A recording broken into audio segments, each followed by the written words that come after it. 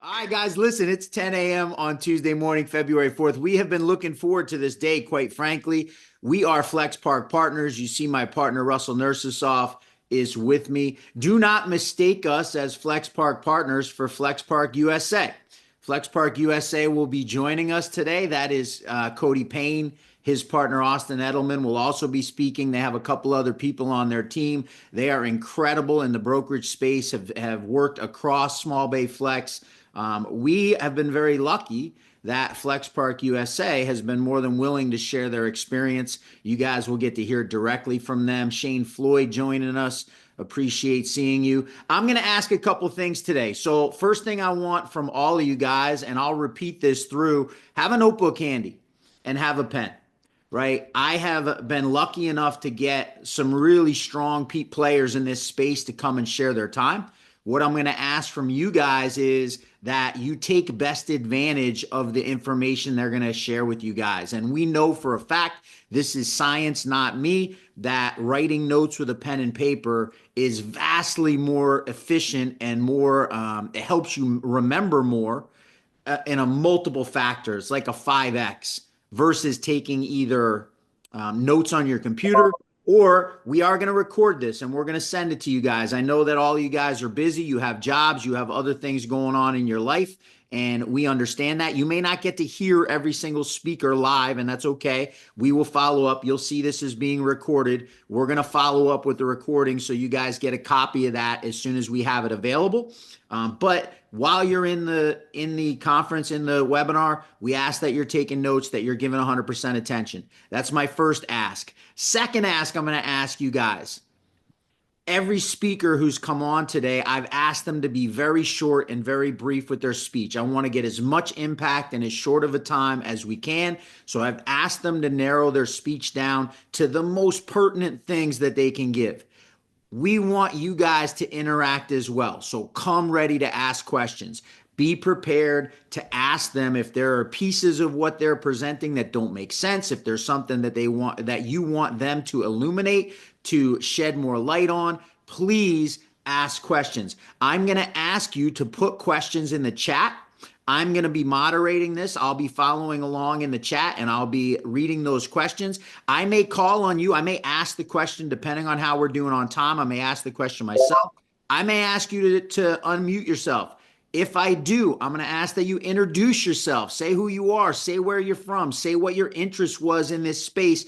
The whole purpose of discovering Small Bay Flex, the reason we're putting this event on is because we believe in networking. We believe that the more conversations we have, the more people we communicate with, the more questions we have, the more successful projects we're going to be able to participate in, whether that's ground up construction, which we're going to hear a lot about today, or if it's buying value add facilities, things that we're looking to invest in either short term or long term. I'm not going to keep talking. This event is certainly not about Thaddeus Campbell. I am not the expert in the room, but we do have a bunch of people who are incredibly knowledgeable in this space. I am going to kick it over to my partner to start. I'm going to introduce Russell Nursesoff. You see my other partner, David Hansis, is on here as well. Throughout the course of the day, I want you guys to be encouraged. Send messages to each other. If there's somebody that you want to connect with, if you hear someone or you hear someone ask a question and you want to connect, you can send a message directly to someone in the chat. Don't be afraid to reach out. As I said, the whole purpose of this is to communicate. I want to introduce Russell Nursesoff, and I want to introduce him by saying that the whole reason that I am partners with Russell and David is because they counterbalance me so well. They are the yin to my yang. I am a person who acts first and thinks later. And while that has some benefit sometimes in life, it's also nice to have that person who thinks a lot and digs and gets information and wants to know every single detail before rushing into doing something. And that's why I have so much respect for Russell. Russell is that person that literally will ask questions and ask questions, is never afraid to admit the things he doesn't know, and is always in search of learning more. So why I wanted to start with Russell, we have decided to go full bore into this space. And I wanted him to summarize, even though we, as I said, we are not the experts in this space. We're not the people that have been here for years and years. I wanted him to summarize why small bay flex was the asset class that we chose to go into. So without further ado, I'm going to introduce Russell Nursisoff. Russell? Good morning. Thank you, Thaddeus. I appreciate being here.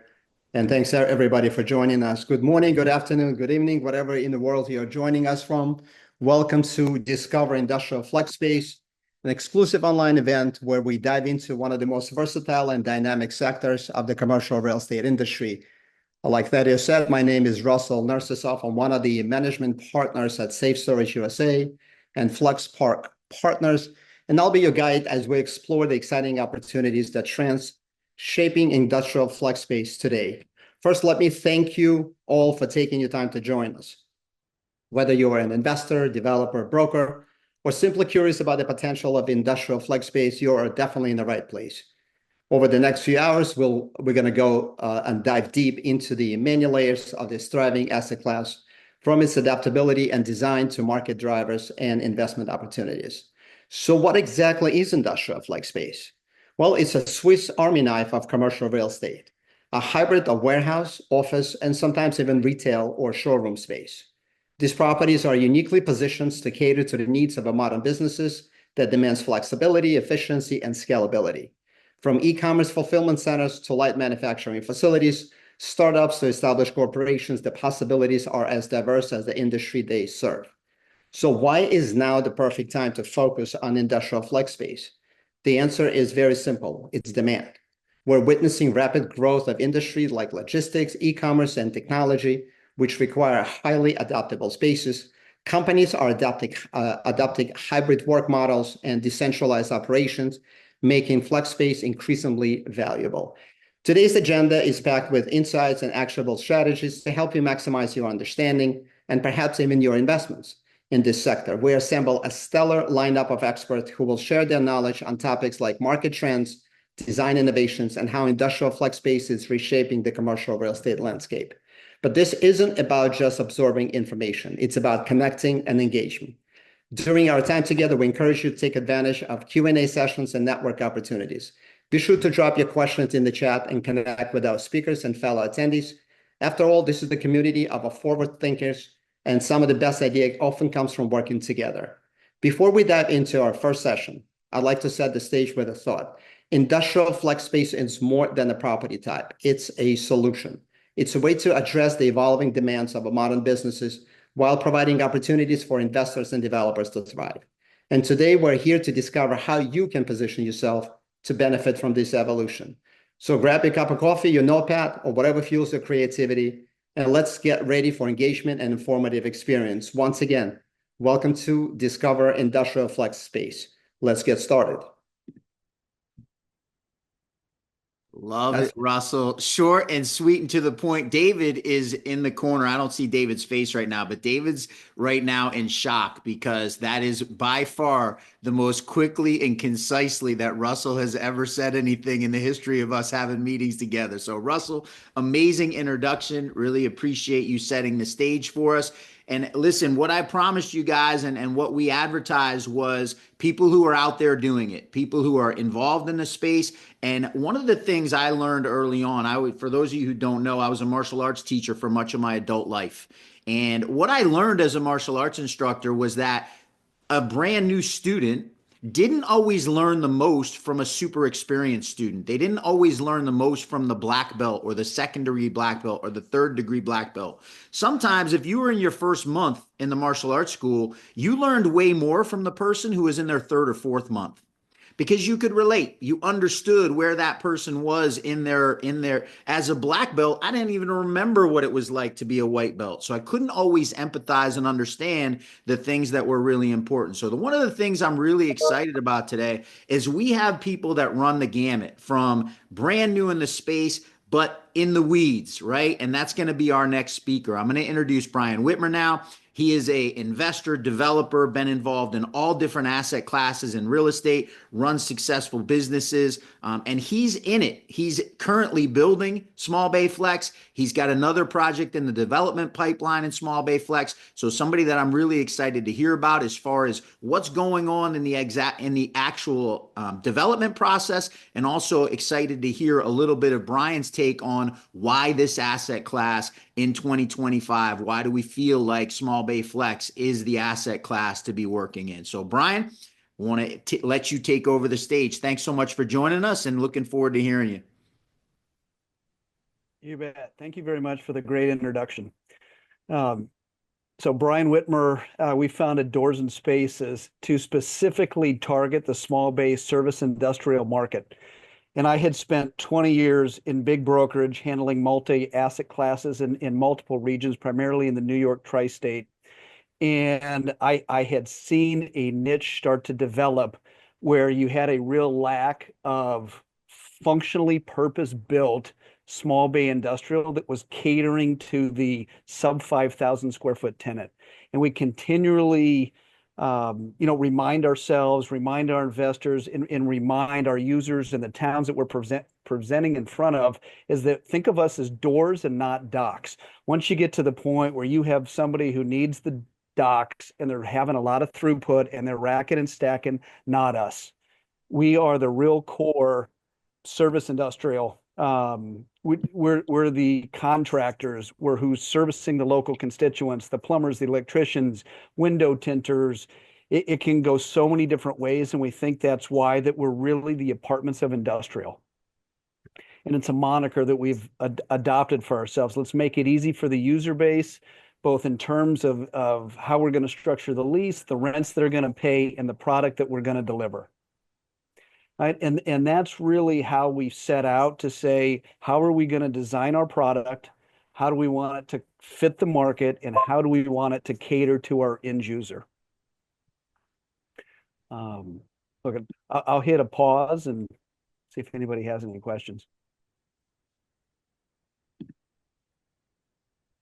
Now, can I share my screen? I am going to give you that capability here All right. quickly. Brian, yep, there you go. And I think that as we sit down and we're saying, look,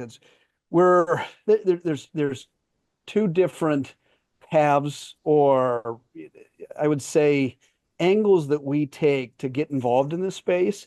There's the one of adapting existing product, and then there's the whole other side of it that we are building ground up a portfolio of product that will function the same, feel the same, look the same, and brand the same, similar to, let's call it a self-storage. So as the user base, as you move through the different markets, you say, I know what I'm going to get, how it's going to function, and let's think about it even in an apartment sense.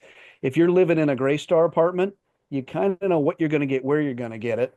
And I can move between cities or count on a certain standard of management, of ownership, and fluidity if I need to move from a place in Atlanta to a place in Jersey, and you've got one central kind of management ownership that you can operate within. So that's some of our guiding light. And I think as we all think about this space, how do we make it that way and all grow together and offer, something that's portable throughout the United States as we really develop this asset class.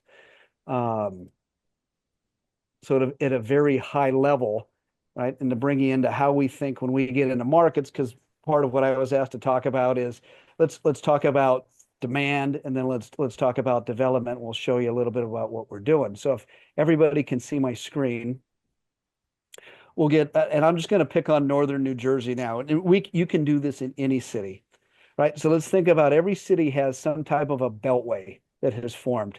And in New Jersey, you've got the 287 to 78 to the Parkway to 80. And within the red area that I drew is the majority of the population lives within it or around it. And who are we catering to? We're catering to the users that are serving their local area. They got to get their employees to, and they got to get their employees from. And if we start putting our facilities out here, well, now I got to spend 30 minutes getting to here, and I got to get my employees there, and I got to spend 30 minutes then getting back to my service base.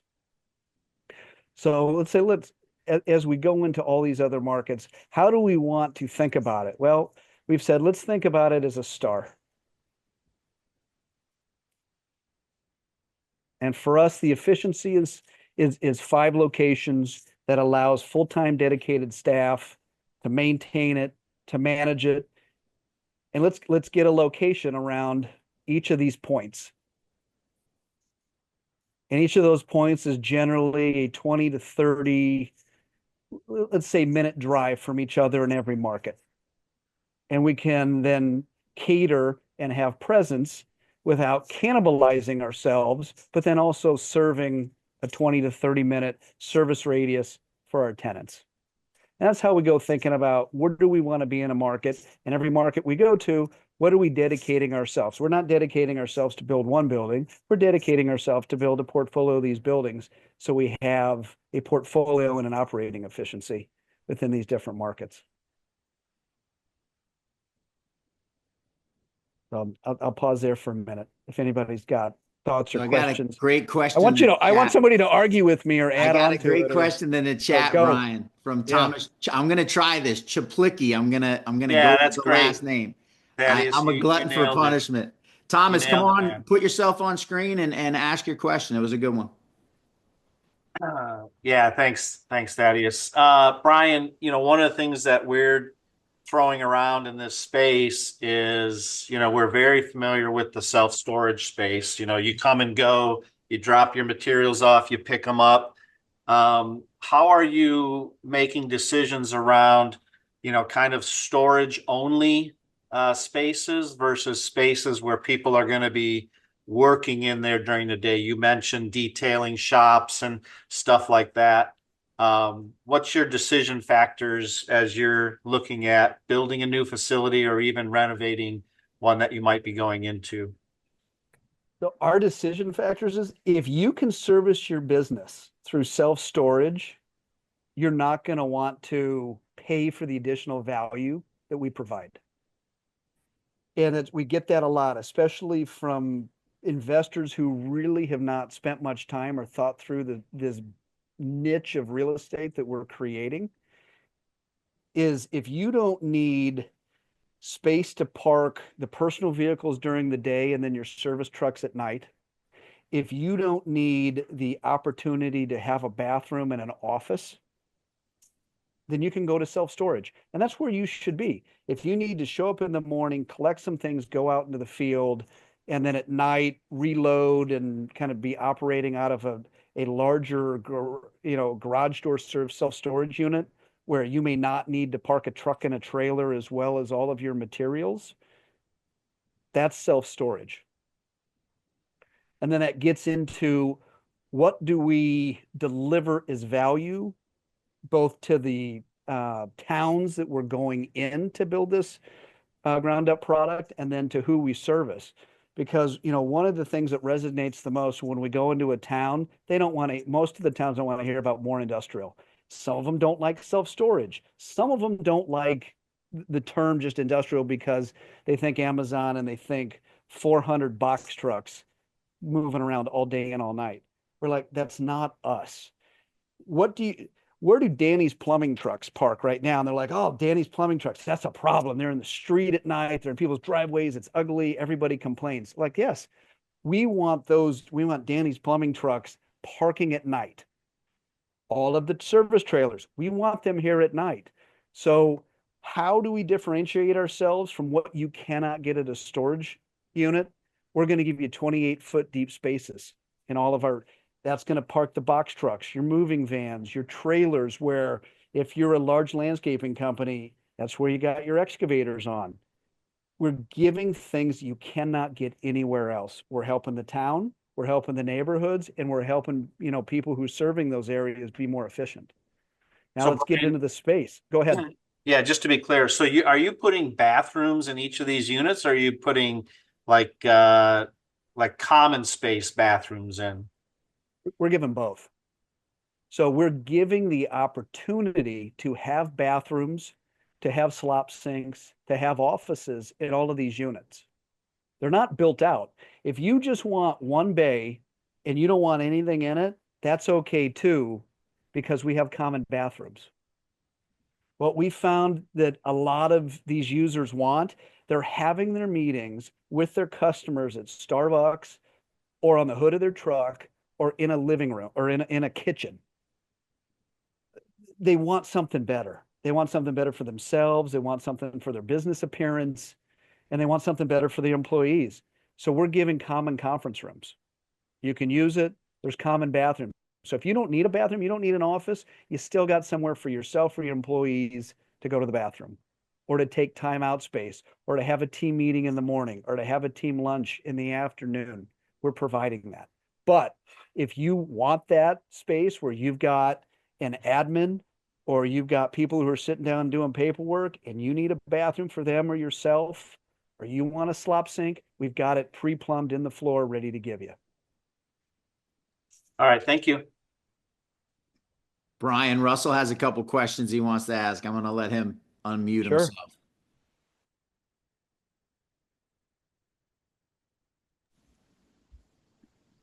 There we go. Okay, Brian, quick question. We're going through the process right now of building and developing 56,000 square feet business park in Jersey as well, actually. And I was wondering if you can just go through for the audience, what are the costs associated with the new development that you're seeing on your end? And if you can start with the land acquisition as well as the construction cost. And the follow-up question, what do you anticipate the time frame for the lease up? And when does that process start and how? Thank you. So we've been developing in many different states. Jersey is is by far the one with the longest gestation period and by far the most expensive and the most nebulous. So if you want to go Jersey, we go Jersey. And you know, figure 12 to 16 months to get your approvals. Figure somewhere between 200 to 250,000 to get your site plan approval, and that's before you're spending on your construction documents.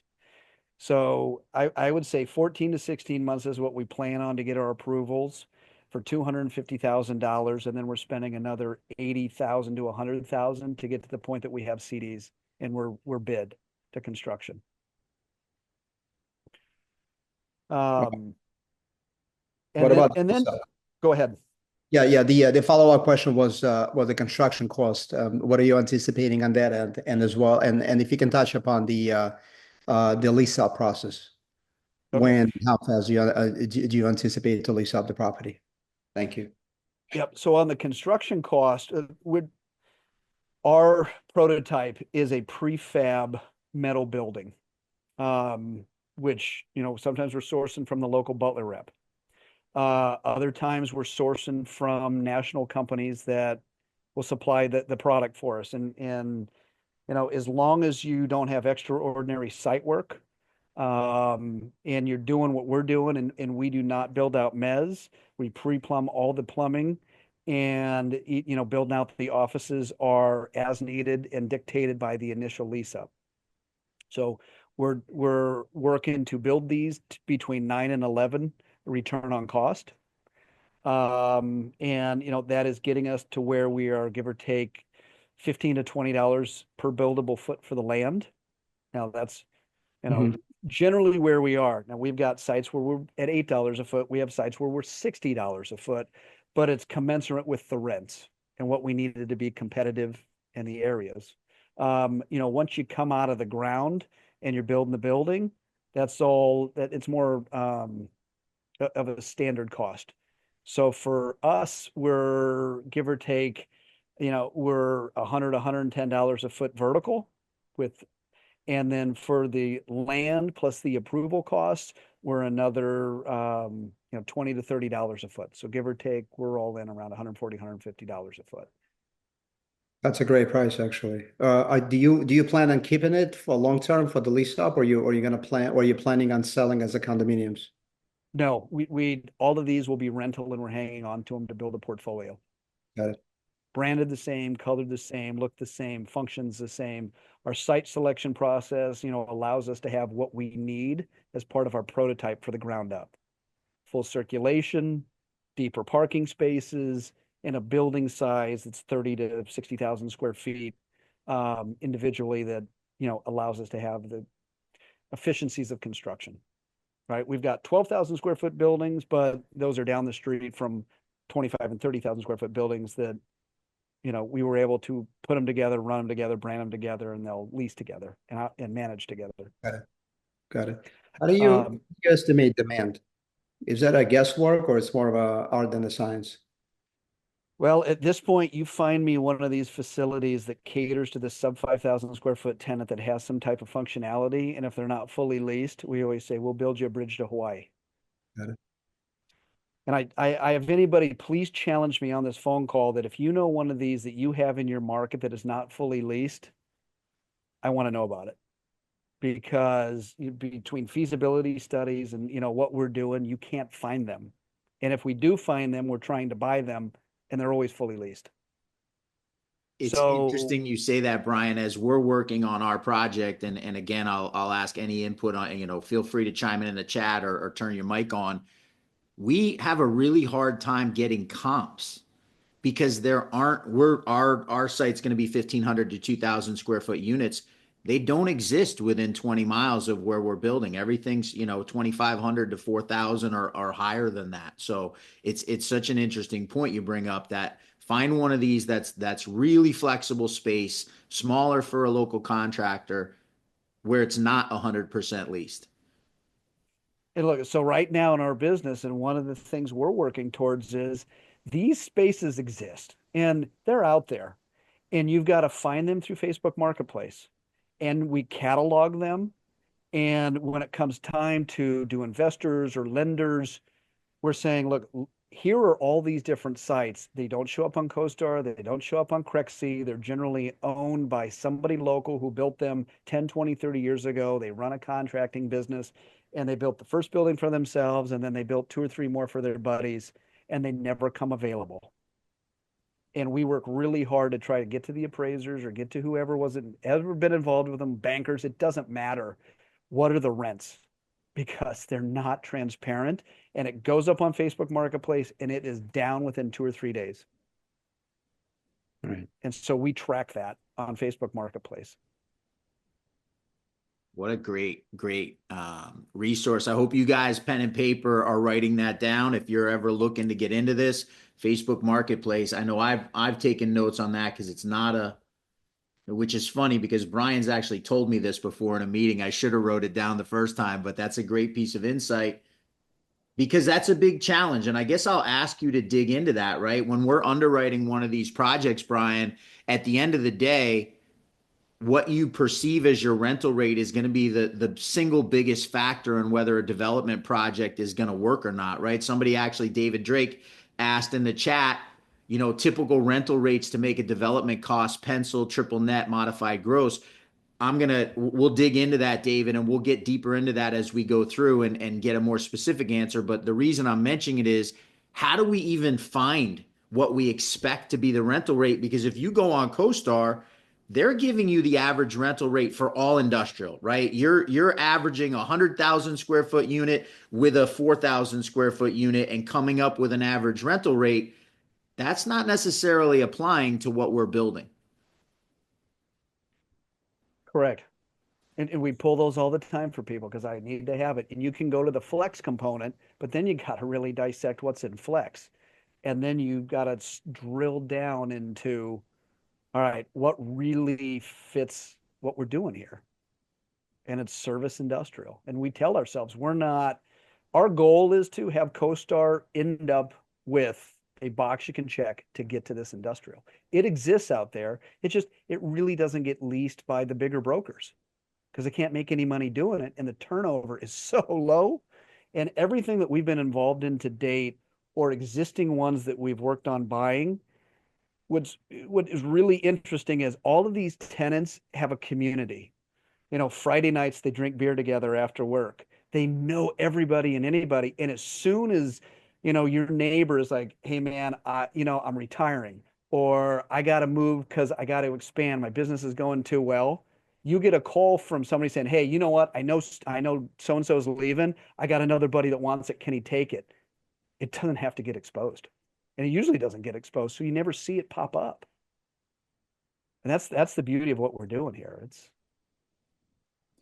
Got a question from Taylor. just Taylor, why untapped. don't you pop on and introduce yourself and say who you are, and you can ask the question you asked in the chat. It was a great one. Yeah, absolutely. Thanks. So I've been obviously looking at this sector, following it for a little bit. I think it's a fantastic sub-asset class. Power requirements for tenants. We've seen some call it RV slot units where people talk about putting a 15 amp plug only. Obviously, these are a bit bigger units. Wondering what kind of power requirements or power you're kind of running to each of these units. Are they 100 amp panels, 60 amp panels? Are they a few plugs? Would like to hear kind of, and I'm sure it varies by units, by box size and tenant, but would love to hear your thoughts on what you've done in the past. So for us, we keep it really simple, stupid. All of our ground up buildings look the same, feel the same, size the same. We're 25 feet wide, we're 60 feet deep, we're 1,500 at a clip. You get a 14-foot overhead door, you get a man door. Yeah. We're not catering to the RV crowd. We Mhm. want this as a service industrial. It's not a lock and leave. If you want to, that's fine. Do we have or seen, you've got guys who keep their Porsches in here, or you've got tour buses. You got $2 million Rockstar tour buses, and they just need somewhere super safe to go. You have that, but that's not our core client. Our core client is somebody who serves the community. They've got 2 or 3 employees. This is a little mini Home Depot for them, and they will do some kind of fabrication in there from time to time. Drone parts, it doesn't matter. Okay, but your question was, what do you do for power? We give 200 amps per bay, 200. and Okay. 200 amp per bay, and then we're giving perimeter plugs per code. If you want a 220 to run a welder, then we'll upcharge you for it. We'll put it in. And that's kind of the extent of the alterations that we will do. We'll help you go from there. Or you want drops from the ceiling because you got production tables. We'll work with you to accommodate it. But ground up, we're sizing to give 200 amps to every 1,500 square foot bay. Okay. Perfect. Thanks for the clarification. Sure. Good question. Look, as you get into this, it's power, it's fire suppression, and every town's a little different, but we're trying to this is what we're doing. And look, and as we've looked through other product, Eastern Seaboard and the Midwest, everybody has a little different take on it, but what's too much or what's not enough? And we've settled on 200 amps. So Okay. we should never have a problem. And if we do have somebody who needs more power, then maybe we're not the right fit. Listen, thanks so much for all of you guys. I love the interaction. I love the questions that keep coming fast and furious. It's just going to make this that much more of an informational process. As I said, we didn't set this up as a let us come and just tell you everything. Really, what we want is people asking questions and getting answers, and hopefully somebody on this call is going to be able to give you an answer. And one of the things I love, and Brian touched on this, we're going to have a multiple people here that are in this space. Everyone's vision of what it looks like is slightly different. And that's one of the things I love about Small Bay Flex. There's not necessarily a right or a wrong. And there's space for everyone because you can tailor this the way that makes sense to you. I'm going to have David Drake pop on. David asked a question, Brian, that I want you to entertain. And I think, David, just so you know, there's a couple other people that'll be talking through the course that might be able to speak to this as well. But David, if you want to unmute yourself and ask the question, would love to hear from you. Yeah, hey guys, how's everybody doing? Doing great, man. Appreciate Good, it. good. Thanks so Appreciate y'all's much. time. This is Yeah, this look, is I love the timely. interaction because we've learned a lot along the way, Yeah, well, appreciate that. and we're never You know, perfect. I come from the retail world, so one of the things I always look at in analyzing a deal is kind of start with sales volume and work my way, through the underwriting on the um, construction component and what's going to cost ground up. So as I'm running through my models, I'm having a hard time figuring out where we need to be rent-wise based on the construction costs that we're finding. How are you guys getting through that? And you're having a harder time making the rent fit the construction costs? Yeah, so Or you look at, land acquisition cost, entitlement costs, design, construction, and what we're seeing in my market, I'm in Dallas market, so we're seeing anywhere yep. from $12 to say $18 a square foot. The upper end is triple net, lower end is either modified gross or just, standard rent, and landlord pays everything else. So, when I'm running my numbers, you know, to make it pencil on my side, I mean, we're looking at 18 to $22 a foot. And I'm not seeing those types of rents in my market. And are you okay? So we get into that a lot. And look, we've been fortunate in that we've been able to have some situations where, and we'll try to draw some parallels from here. You've got an existing building that's been around multiple decades, and it functions like what we're looking at here, the prototypical small bay. And somebody has kind of kept it full and they're leasing it for, let's say, $12 to $14 a foot net. Now you've got an inferior location that somebody built ground up 2 or 3 years ago without kind of like thinking through exactly what they're doing, but they did it. And now they're getting 16, 18, $20 a foot net. And there's no reason why that should be that high. And I, and this is some of the real estate gut that it's look that we're trying to as we build more and everybody shares more information. That's why it's all important that everybody's in this space talks about it and get more and more institutional on is you got to ask yourself, look, and I come back to class B, C office, B office, and A office. And if you're somebody who's just like, it's just office, why would I ever pay $50 a foot for this trophy office building if I can just go get this B office in the burbs and pay $20 a foot? Well, now let's really start to think about what am I building? Where's it located? And how is it going to serve the tenants? And is it really an apples to apples like kind comparison? And there's not enough clarity. And sometimes people are saying, well, I see this industrial building, it's 5 to 10,000 square feet. It's a lot of docks and they're getting $14 a foot net. How are you ever going to get 18? Well, I'm really in a different asset niche. And I'm going to do the best I can to kind of show you the like kind product in the submarket and what they're getting. And sometimes if it's been owned by the same person for 20 years, they're under rented because they just don't know and they don't use brokers. And you got to try to find the newer product that's truly functional and say, am I there? Right? Or am I close enough? And I think that's the biggest struggle.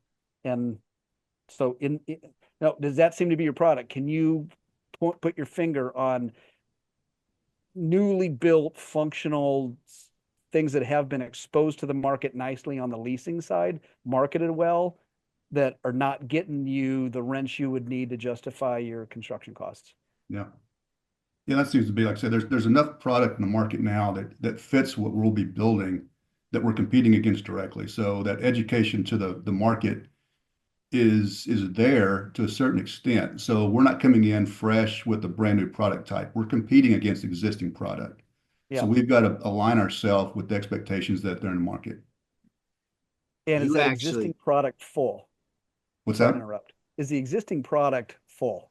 Is the It seems to occupancy? be, and it's hit or miss depending on the trade area, obviously. The better trade areas, they can't build them fast enough. So if you pick the right, to your point earlier with the star, if you're building at the points and there's not a ton of competition, then they're filling up very quickly. So, and those are the markets that we're focused on. Obviously, we want to build these in the right trade areas, and not just build them where land is available and cheap. And then I guess it's looking at the trade outs. Because then the other thing I fall back on, okay, is there new product, right? So if it was built, I'm just going to pick some times. 4 years ago, they got the land basis for next to nothing. And their first generation lease up was exactly what they needed without pushing the envelope. And sometimes, look, it down there, it seems in the South in the Southeast, when we spend time down there, and I'm really kind of thinking Carolina South over to you in Texas, there's been the ability to build this newer functional prototypical service small bay buildings. And can you say, let's call it 5 years ago, they leased up first generation at 12, $14 because that's all they needed. And then as people caught on and said, wait a minute, this we can make some money here. The land value grew to now you're like, oh, okay, now I need $16 a foot. And somebody came out 2 or 3 years ago and got $16 a foot. And as you look historically on the rent comps, are they what somebody needed at that point in time? And then they carried forward. And now where you have more tenants saying, hey, wait a minute, I really like this product and I see my competitors going to all the product. And, the next building that comes up, I'm going to pay $18 or $19 a foot because that's what I have to keep my business competitive. And then let's call it the third generation of kind of the development cycle of these. Now you're getting a higher rent. Makes sense. Yeah. Yeah, it's just the trajectory of the rent in the market. Sure. And it's such a new asset class that, to your point, a little bit of pioneering, right?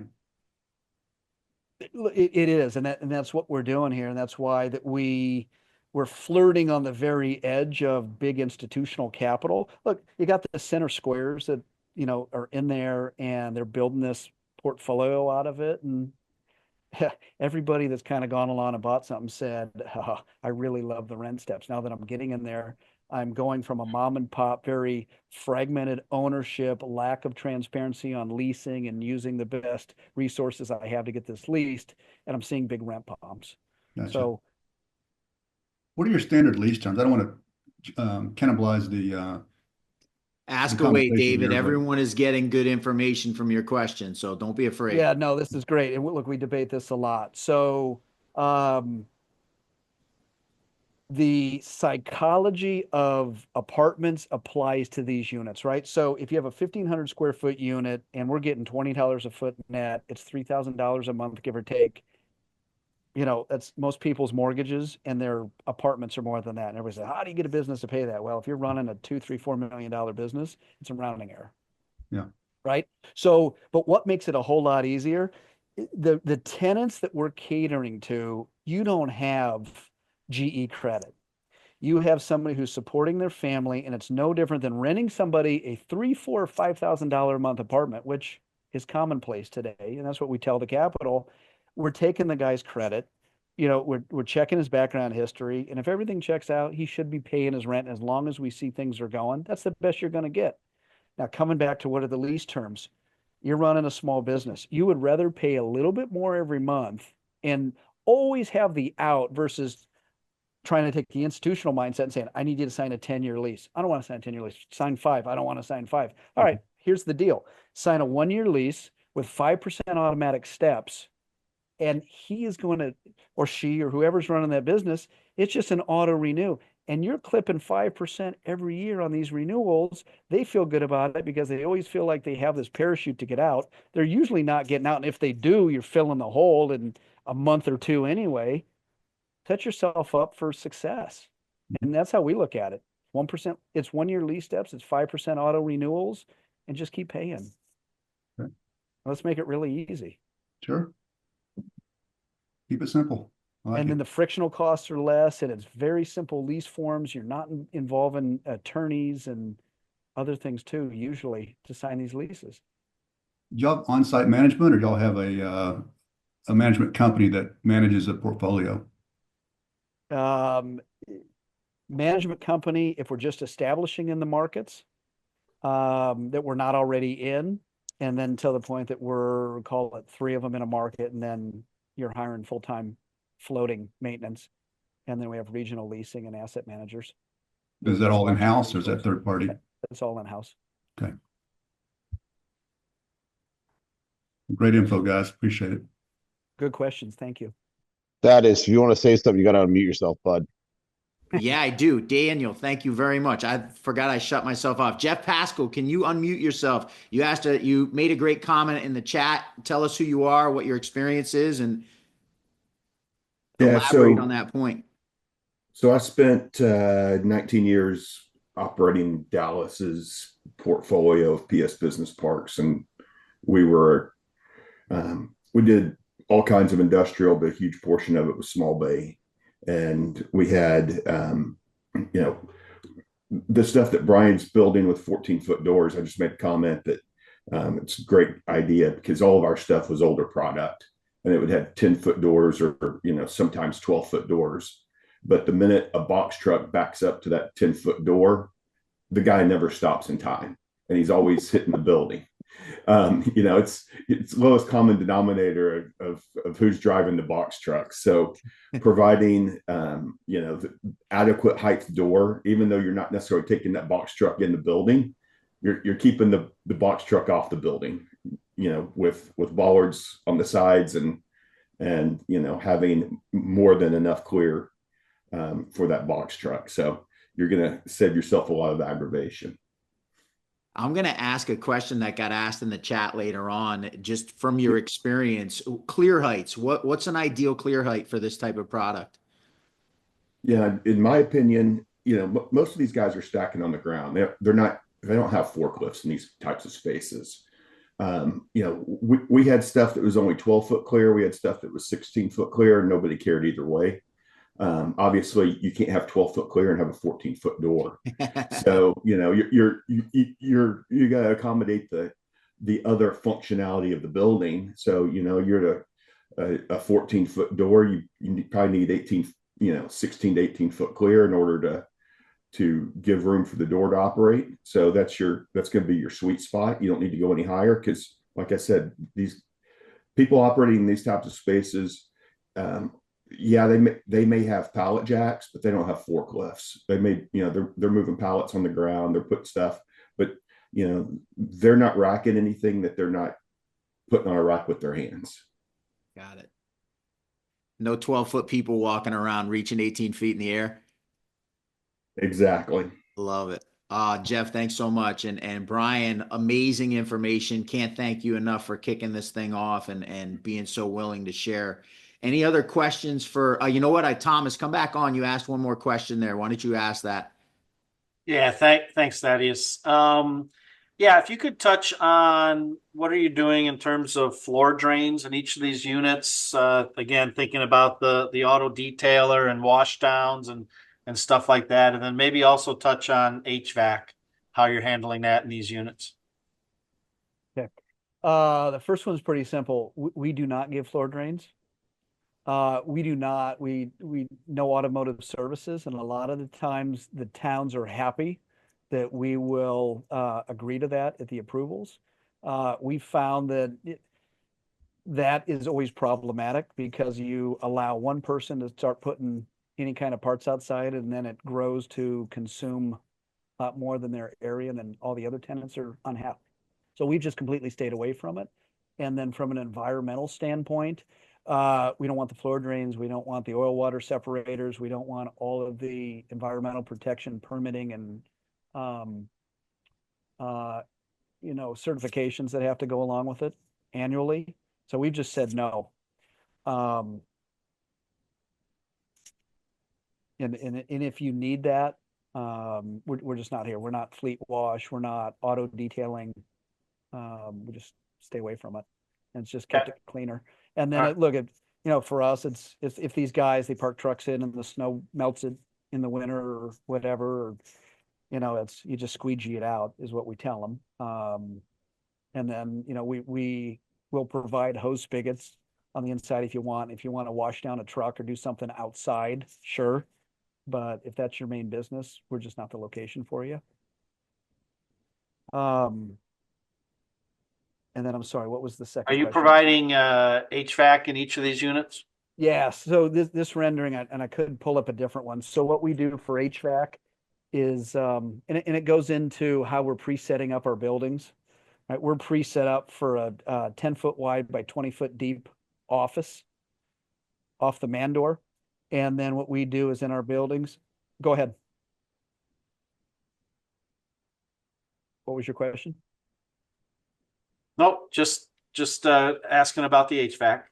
So everything is preset up. All of our plumbing is preset in the floors, and we're set up. If you want a 10 by 20 office, that's what you can have. If you want more, then it would be outside a normal spec. But so where I'm going with this is, if you want that office, then what we do is part of our building package, we will have pre-framed right here a sleeve and a grate. Now this doesn't show it, but on all of our buildings we'll have a grate that is here, whether it's operational or not, you don't know, but we wanted to preserve the consistency of the look and feel, that you pop the grate out. There's already a pre-formed frame, and we're sliding in PTAC units to provide HVAC to the office space.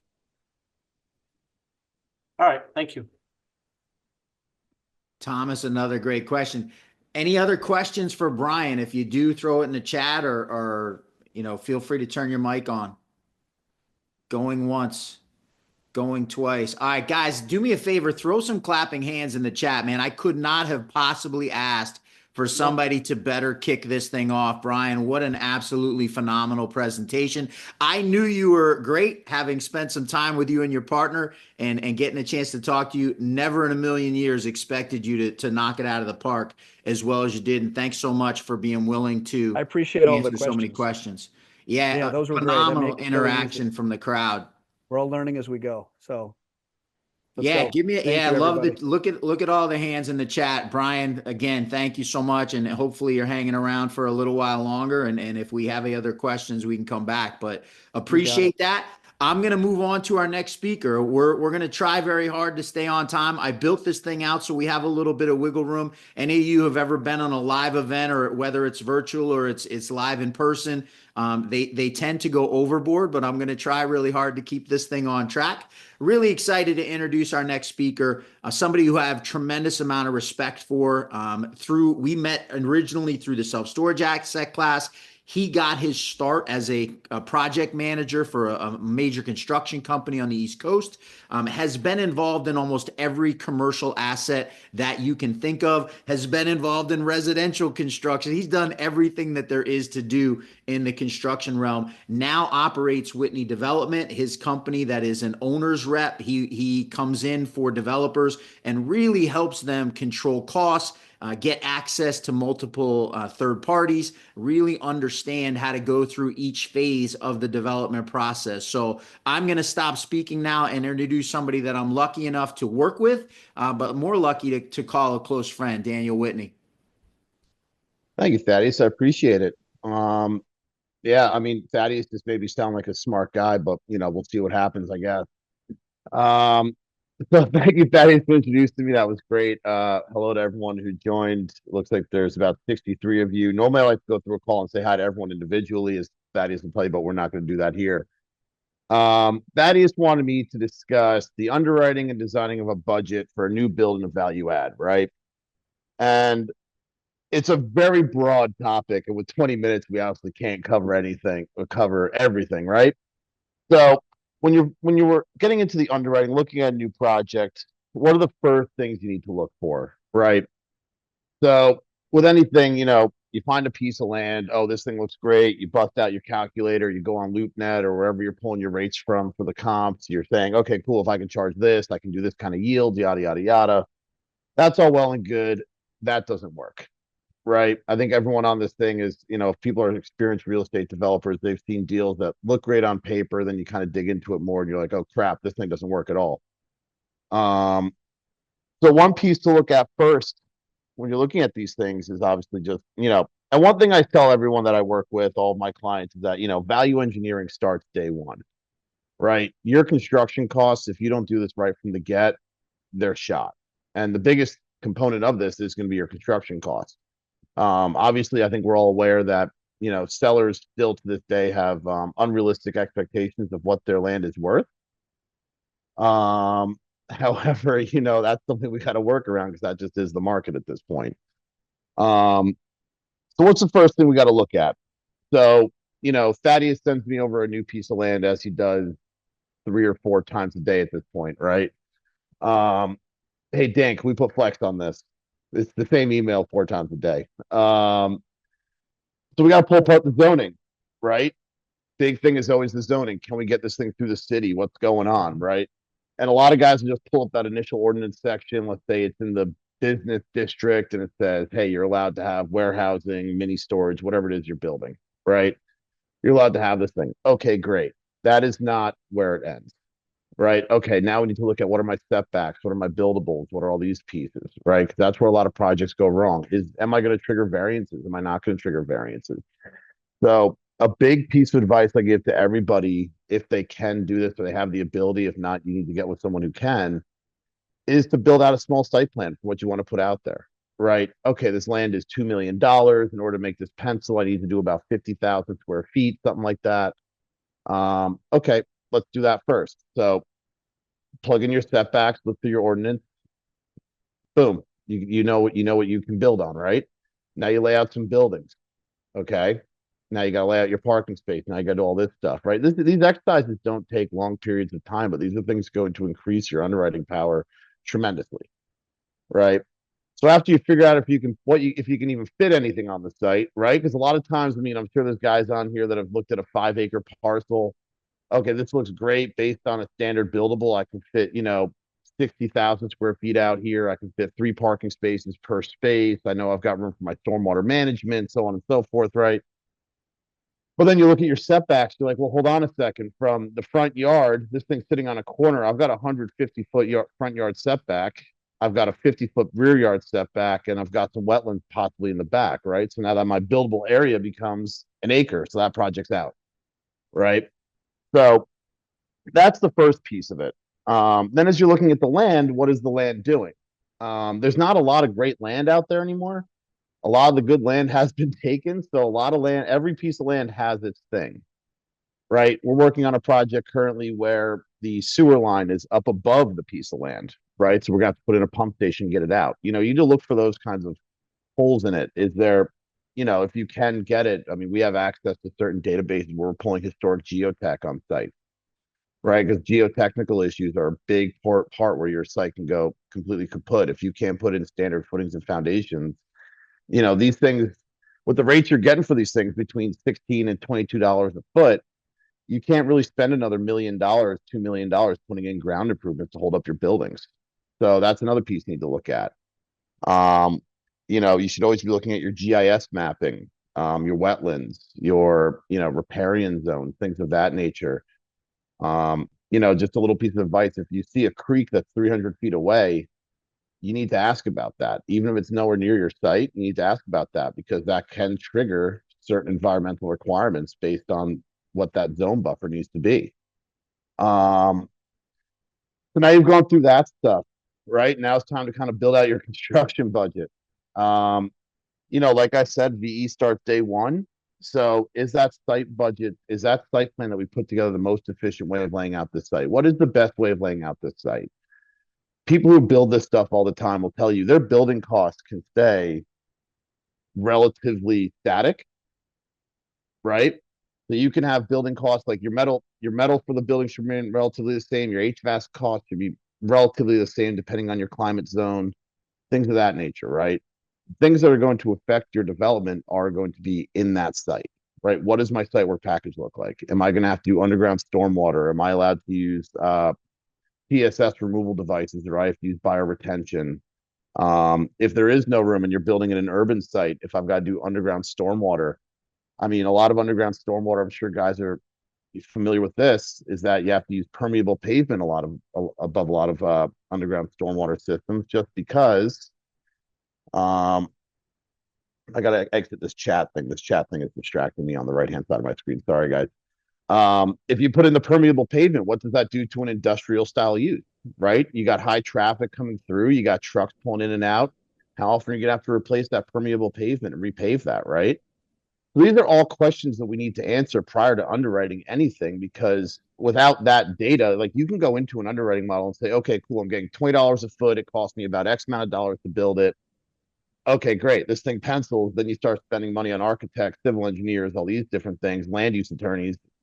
Get into it, start doing your due diligence. You're like, holy crap, this cost has got out of control. I just blew $20,000 for no reason.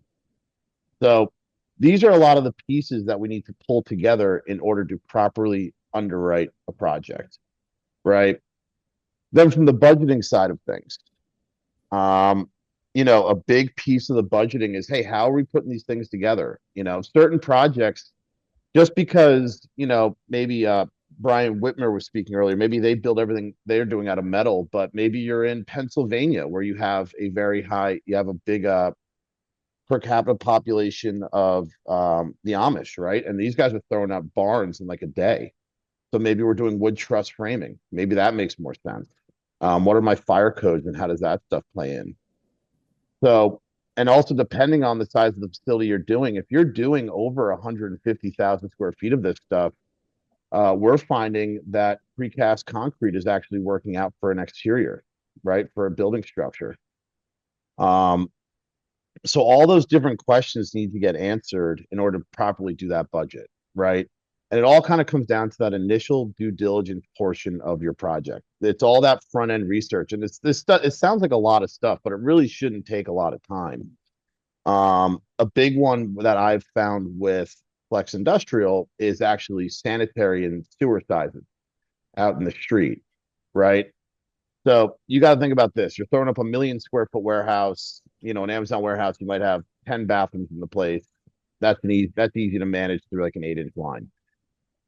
Something like this, you got 56,000, 70, 60,000 square feet. You might have 37 units. You've got 37 individual restrooms, right? So now we need to look at, and a lot of this data, by the way, this is all available in most towns GIS mapping. You can pull this kind of stuff to see those sewer lateral sizes. But if you're adding 37 restrooms to an existing system, a lot of times that could trigger main extensions. It could trigger making the mains bigger. It could trigger putting a new main in. So these are the pieces that you kind of need to look at. And I go into that, and it sounds like a lot of stuff, but you can't. That's where the VE starts day one, and you can't underwrite a project without knowing. You can't properly underwrite a project without knowing this information. Right. And I do feel like that we work with a lot of different people, whether it be, the one-off owner who owns one thing all the way through some of the largest institutions in the country, developing their real estate. What we've found is everyone kind of makes those few little simple mistakes is that, they kind of say, okay, a guy like Thaddeus calls me and says, hey, Dan, what am I building Flex for in New Jersey? It's like, I'm sure Mike Butcher speaking on this. Mike Butcher could probably speak to how many guys call him in a week and just say, hey, what am I building X for per square foot in New Jersey? Right. And I'm sure Mike will tell you, it's like, well, what part of New Jersey? Where are you at? Right. All those different pieces kind of play into it. I don't know what else you want me to do, Thaddeus. I speak quickly, guys. I apologize. No, nothing to apologize for. I think you nailed some points, and Russell and I talk about this all the time. And I hope you guys on the call are recognizing how many little pieces when I send a plot of land come into figuring out whether I sent one to Dan a couple weeks ago. It had a bunch of existing impervious coverage. There was some concrete that had already been laid on the site. It was an old site. That wasn't being used anymore. The removal of that concrete was the difference between the site penciling and not penciling, right? The civil costs we were going to have to pay just to get rid of that existing impervious coverage, and it wasn't good enough to pave over and keep. So again, this is one of those areas, and give me a one in the chat if you've ever read Who Not How. But this is why I rely on people like Dan that have been there and done that. And Mike Butcher, who's on the call also. So many great people in the industry that know the things that I don't know, right? I know what I'm good at. I'm good at connecting people. I'm good at talking to people. I'm good at getting information from people. I don't know how to look at a piece of land. And Dan, it's so great. He said it's easy. You can go get the information easily. Anyone in the chat, give me a thumbs up if you've ever tried to understand a zoning map and just gotten a headache, right? Give me a thumbs up in the chat if you've ever looked at a zoning map and gotten a headache. And the thing is every single town zoning map is different, which is why I rely so strongly on people like Dan. who does it every day. When he looks at a zoning map, it doesn't give him a headache. When he looks at a GIS map, he knows exactly what he's seeing. That's a language that he's fluent in. And why would I try and learn that language myself if I know somebody who's been there and done that and who's great at it and who I rely on? Well, and there's another thing too is zoning maps and zoning that a lot of people don't take into account. And I think that's actually an important thing. And thank you for bringing that up. 'Cause I think that's an important thing to talk about with looking at these sites, right? So a lot of zoning ordinances are extremely antiquated. If a lot of people on this call are looking at new sites and developing real estate, I'm sure you're running into these zoning codes that are written back in the 60s and the 70s that just aren't relevant anymore, right? Um, and a lot of towns, the way they're correcting that stuff is by putting in overlay districts. And overlay districts are places that people can get burned. Um, You overlay just districts. had to bring that up, didn't you? We Well, just no, we it's just not. It's got not. It's not. absolutely burned by an overlay district that was not It's recorded, by the way. You didn't know it was there. No, it was not. No, that's the other problem is that these overlay districts are not recorded. So, well, actually, that's a different conversation because they're supposed to record them. However, a lot of these places don't record their overlay districts or they have town planners. And when you start hearing this overlay district stuff, oh, okay, maybe it has some superior architecture clauses in it. It has these different pieces. If you guys are familiar with that stuff, right? Where they'll say, okay, the facade facing the road has to have 70% of X kind of facade on it. You have to have this much of transparent surface, so on and so forth. Flex industrial is allowed, yeah, no problem, but 70% of it on the front needs to be glass and brick. It's never going to pencil, right? Another piece to look at when you're looking at land is what was the land's previous use, right? That's a big one. Is a lot of you see these pieces of land and you're like, oh, it's all wooded, it's all undeveloped, it's all good, right? Or oh, hey, it's old farmland, it's all great. Um, that's not necessarily the case. Old farmland is probably some of the worst land you can buy. If you guys are familiar with the process, so they grow crops, they harvest them, the rest of it dies off, and they keep doing this cycle. And as they do that cycle, layers of organics build up on the top of that site. So now you've got to look at that site while you're underwriting it and say, okay, cool. If I'm doing site work out here, before I do any site work on any of this, I've got to go cut the first foot of soil off this thing. And what am I doing with them? Am I trucking it off? Because there's somewhere on site where I can put it, right?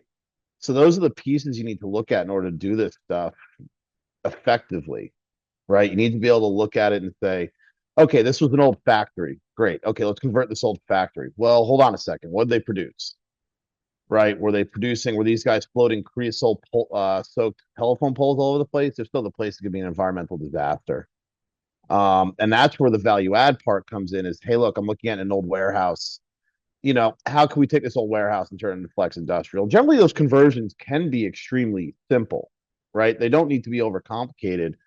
But if you're looking at the stuff that's coming up in the market, like if you've got a site, the whole site is dock height.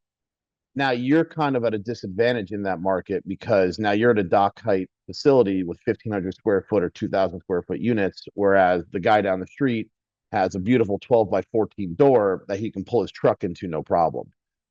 So that's a big piece of it, right? What was that thing producing? Were they producing computer processing chips, right? You might think that's a very benign use, very easy. Were they producing light bulbs? Like all these different things had chemicals that were involved that a lot of these companies were not properly disposing of, therefore creating environmental disasters, right? And maybe that just comes from me because I live in New Jersey. I mean, I don't think there's a clean site in this state. Um, but those are the pieces that you kind of have to look at in order to effectively underwrite these things. And before you underwrite anything, you should try to have at least 50 to 60% of this figured out. It's going to be hard to figure everything out. But that's going to be the hard part because those are going to affect your hard costs drastically. That kind of goes back to the geotech side. And then if you're in Texas, I mean, there was a guy here from Texas earlier. Your land use laws, that's the Wild West. Places like Plano and Richardson, Texas. I don't know how you guys do it. I've got a couple projects in Texas right now, and it's the ETJs over there are wild. But yeah, thanks. That's kind of, I guess I got Tell us 20 about minutes. it. Jeff, I don't know how, Jeff, I got to tell you something. I'm going after the city of I was going after the city of Richardson on one thing. Plano lost their land use department. I've got the city of Burleson coming at me with an ETJ. It's just nuts. You Hit know, me and up. they don't do anything to you until you're ready to pull building permits out of there. It's so stupid. Yeah, hit me up. I know a ton of folks in Richardson, Plano. Oh, I've got we brought in like I told the guy I wanted to find like the law firm where everyone just shows up in like a black suit and black tie and like black cowboy hats. That's what I was looking for, and that's what we found. Um, okay, so yeah, so Thaddeus, that's kind of my piece. I guess I Dan, could take some appreciate it questions. so much, man. Anybody with questions, feel free to throw them in the chat.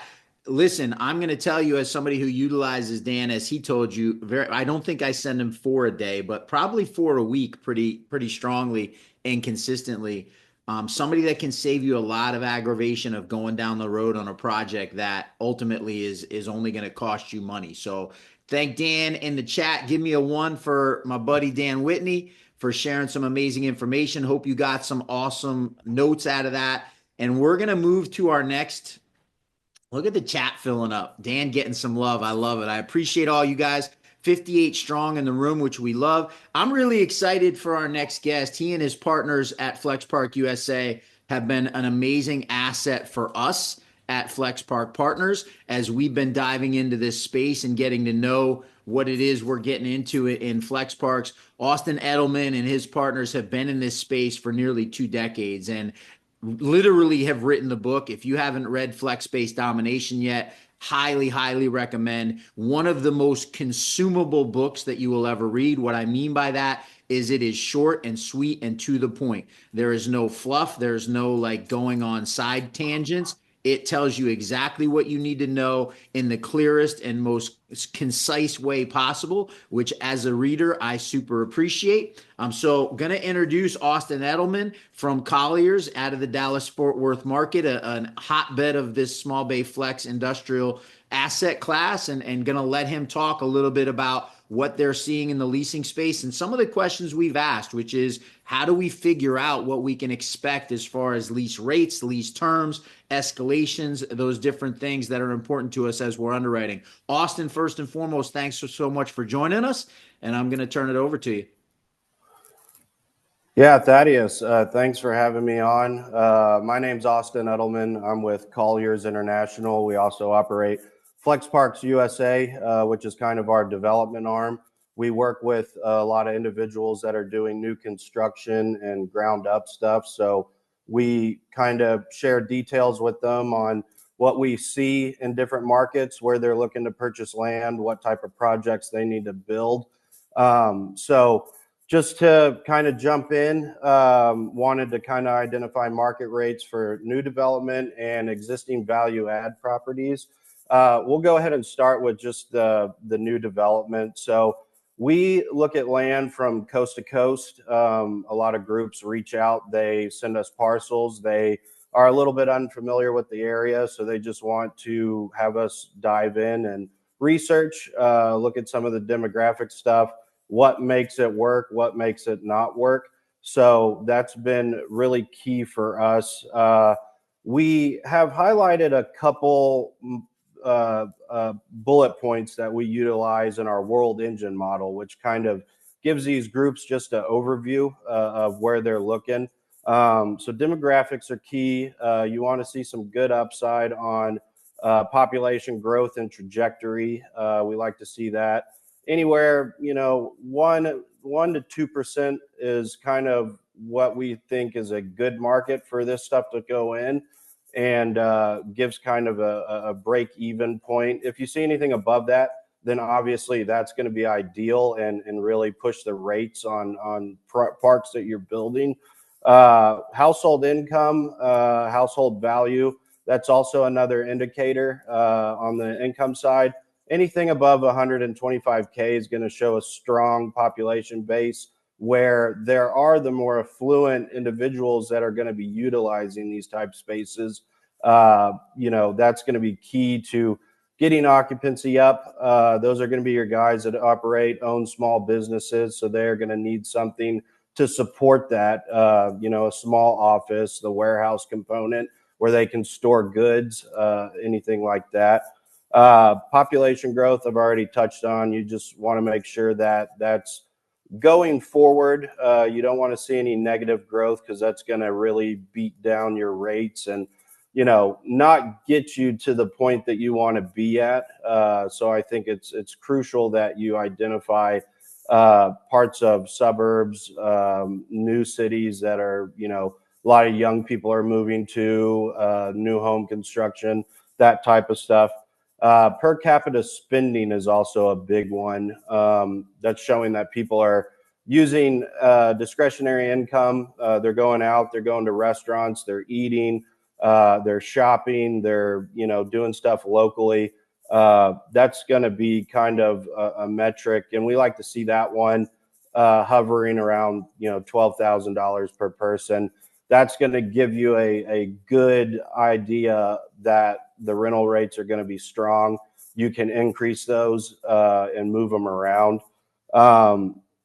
Also, households that are owned to rent is another key factor. You want to find places that have a lot of families that own the houses. So, you know, those are going to be your guys that are in business. It's going to be white collar. They're going to be the lawyers, the medical professionals. You know, they may have side hobbies or something that creates the environment for them to utilize these spaces. But that's just kind of a overview of demographic data that we kind of hone in on and use to look at sites, see if they're going to be good.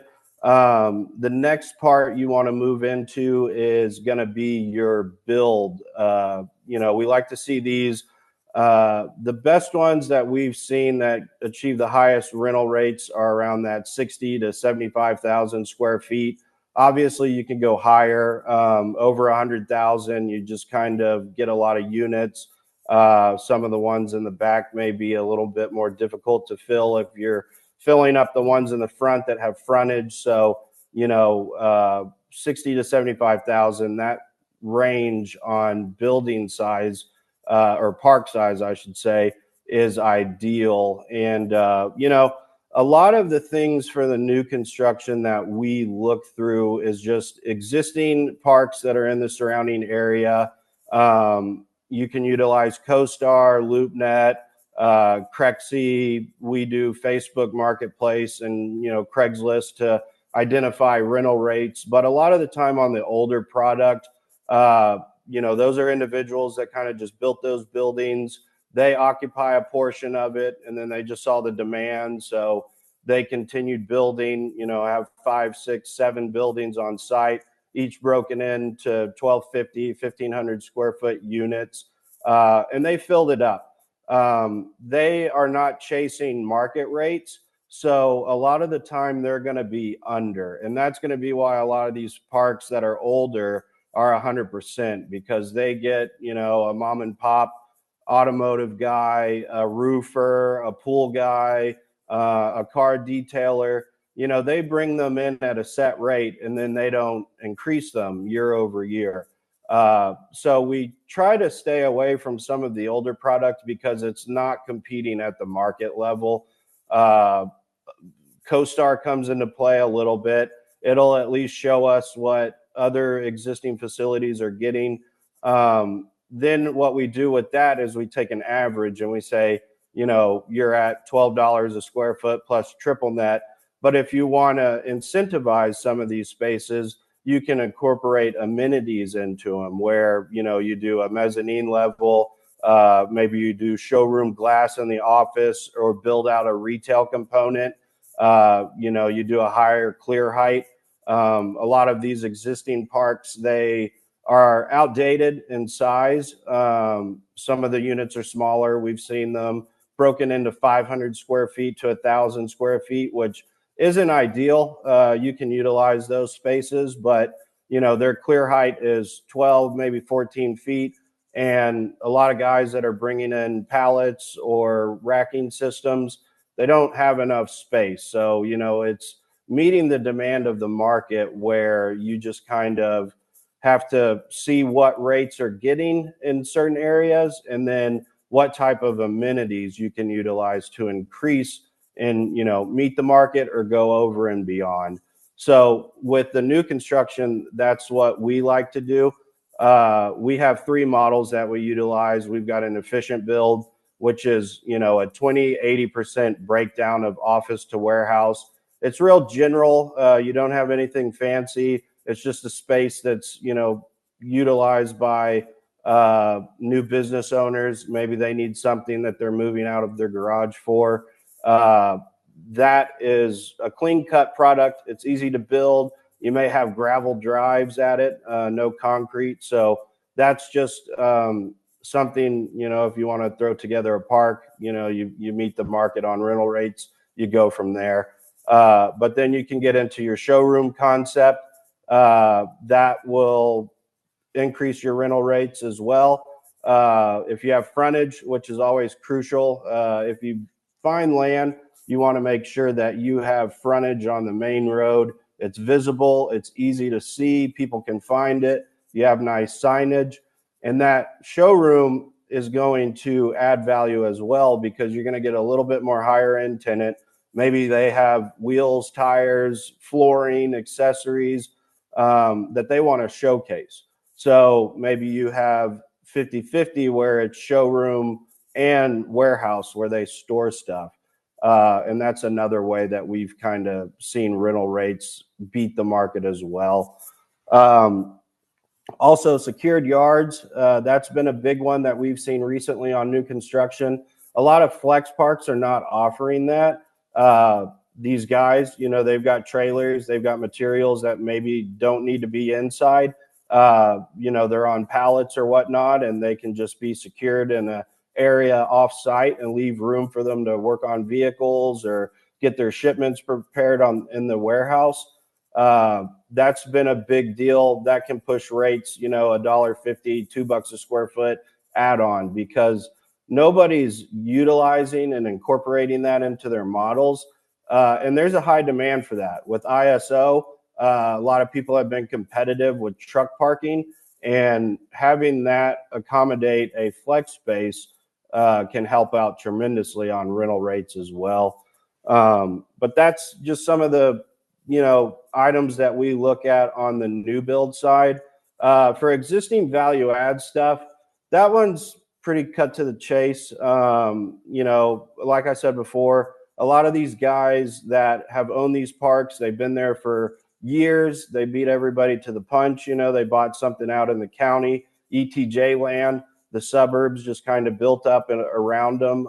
New houses came online, and those parks became hot commodities. You know, that's where everybody was chasing. You could see a lot of upside on rental rates in those markets over the last 2 to 3 years as we came out of COVID. A lot of those parks, you know, the owners just, they built up a client list. They've got tenants in place. A lot of them are good friends. They never initiated any type of rental bumps into their leases. So, you know, a few years ago, they just kind of set them at $7, $8 a foot and never moved them on. And that's a downside that we see a lot when they go to sell, because there is no opportunity. But, you know, recently we've seen people, they come in, they clean out some of the tenants that may take up too much of the parking. They clean up the buildings, you know, fix some of the metal siding that's been bent. They paint it, make it look good. And that way, you know, you can go in, get the triple nets, and really increase the value on those parks. Austin, appreciate it. I'm going to bring John Polian in. He was asking a question in the chat that was important. I'll have him ask it live if he's still around. Yeah, no, thank you, Dennis. I was just curious you mentioned from a location perspective, you're always focused on the high, medium household income over 125,000. I've found that a lot of these properties are located like in industrial pockets where the average household income is quite a bit lower just because there's not a lot of residential in the area. Just curious from your perspective how you kind of weigh being close to other industrial properties versus being close to the households. Yeah, so it sounds like if you're mentioning industrial areas, that may be a more infill product where there's a lot of existing tilt wall, center block projects nearby. It depends on the city. You know, we've seen that it's very difficult with some of these existing towns that are infill locations. They won't really let you build the metal small bay stuff anymore. Obviously, you'd have to do a lot of upgrades to the facade. You have to do landscaping to meet requirements for those cities. So, you know, there is opportunity if you can build a project that makes sense. You know, your pricing from the land aspect to development to construction. If it makes sense for your model, there could be upside. The reason that we look at the household income is because a lot of these new construction parks are in county land or ETJ, which is on the verge of being annexed by a city, but they haven't gotten to that area yet. So it's, you know, in the docket to be brought into, say, Fort Worth or Dallas in the next few years. And that's just where we've seen the majority of the metal parks built. So, you know, if you're doing infill, obviously your build cost is going to be a little bit higher. You may not be able to target market rate projections because vacancy factors have been an issue. In Texas, at least, they've done a lot of big box industrial, and you know, some of that stuff is sitting for lease a little bit longer. It's trickling down into the infill stuff. That stuff's older product, low clear heights, not opportune build outs. A lot of the time, those type of facilities are built for users. So it pushes the market rates down from what we've seen. But obviously, if you can go in, you know, do a nice brick facade, a showroom type glass up at the front, you could definitely beat projections on market rates because you got into a pocket that you can't really get into anymore. So that's just, you know, on the new land side, that higher household income is just a key indicator. I got a question, Austin. I'm interested to ask, and as we're going through this process, one of the things I absolutely love about this space is in storage. I can go on 5 different websites and I can get all the listed rates for every facility in almost every market. Anyone that's on the web, I can track it very easily, and I get historical data. Small Bay Flex, it's really challenging to get real numbers. And as you said, a lot of times you're dealing with mom and pop owners who've owned a facility for 20 years and they've never really escalated rents. They could be 50% of what the market could really bear. So I love that because it's harder, and anything that's harder, naturally there's a higher barrier to entry. I like the flip side of that is we still got to go to a bank at a certain point if we're going to do ground up construction or value add for that matter. And we've got to sell them a story about how we're going to get this thing to show a return. Historically, how am I really digging into what I'm going to show as a pro forma rental rate, but then B, how is that reflected in the market in the long term as far as how have assets performed relative to pro forma? Have we seen that assets typically, especially you talked about some of the higher level builds, are they outperforming pro forma as far as rates in the market? So, you know, for that, it's going to be what type of amenities can you include? So we're working on 160,000 square feet of brand new construction metal product in Kennedale, which is in the south side of Fort Worth. You know, it's a little bit of an aging industrial market, but there's a lot of affluent households on the south side, you know, going through Mansfield, Burleson. You know, some of those areas have been increasing over the last couple of years here. You know, if you really truly want to beat the market, you're going to have to do a little bit of market research, see what type of facilities are nearby you. What are they not offering existing customers and people that are looking for, you know, a space to rent in that area? The mezzanine is going to be a big one. The clear height. A lot of these older buildings, like I said, they don't have the room for people to store stuff in there. So They want something where they can either build out additional office. Maybe they're in a growth mode where they started with 2 or 3 employees. They're expecting, them to add on a couple more. That mezzanine level can be an option for them to store goods until they need the new office build out. So if you can attack that front, somebody's going to be willing to pay a premium if you're offering something they can't find anywhere else. That's also with the side yards. That's been a popular concept. A lot of people have been asking why you don't incorporate that into models. We always push for it. There's definitely a need for it. So I think that will be something that helps you out as well. And then just kind of, whenever you're going to a bank,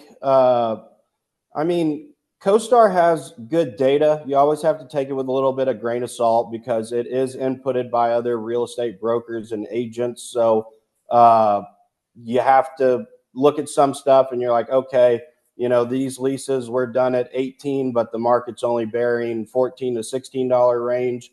And I think that's just kind of going through the data. Like you said, it's a lot of mom and pop owners that own this stuff. The lease rates are never marketed anywhere. You usually have to drive by a facility. The owner's cell phone number is probably on a little sign up in the front by the driveway. You give him a call, he walks you through what's available, and then he just kind of throws a number out. So we've just been able to compile, a lot of sales comps over the years, leasing comps as well. But with it being a new product type that a lot of people have been gaining interest and steam momentum in, you got to get a little bit dirty and you got to search out and find rental rates. But that's just kind of how this game is right now, where not a lot of brokers like to do this stuff because it is a smaller unit size. Usually the lease terms are anywhere from a year to 5 years. We like to keep them lower. So there are a lot of renewals that happen instead of, a longer term lease with annual bumps in it. And, that it's just something that if you're honed in on the area, find a good land site, just do some driving and, reach out to some of those guys that own nearby, see what they're getting. And, then you can add on amenities and be like, hey, this is nowhere near available in a 5-10 mile radius.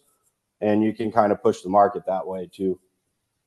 Got a question in the chat from Dave. I'm going to ask this one, Dave. I'll try and bring you on later, but we're a couple minutes behind. I want to try and keep on schedule. Are people developing this exclusively in industrial zoning, or does other zoning allow for this small bay flex product? So that's going to be a case-by-case basis. With the county stuff, you just have to worry about fire suppression, fire codes. There's ways to get around that where you don't have to incorporate that into buildings. That's why these business parks got popular because they're smaller scale buildings. So like in North DFW, it ranges. If you're under 7,500 square feet on a full building, then your fire suppression stuff is not required. So if you find an area that's infill that is zoned, obviously the industrial is going to be the easiest to work with. We've ran into a lot of issues where people look at retail zoned, medical office zone, and they don't uncover it until it's too late. And then the city says, well, what you're looking to do is not what we want to incorporate into this area. And they basically shut it down right there on the spot. So you want to do something friendly. If you have office zoning, commercial zoning, it's just going to be higher end product. So you have to make sure that if you have to go in, do nice facades, nice driveways, landscaping and lighting, that it's not an overbuilt project where, your cost outweighs what your rental rates are going to be. Austin Edelman, man, everyone give me a pair of clapping hands in the chat. Unbelievable information. Austin, by the way, was on my podcast. If you haven't checked out the podcast, he spent a half hour talking about this stuff. You can go back and grab that. And of course, I'll remind everyone you're going to get a recording of this.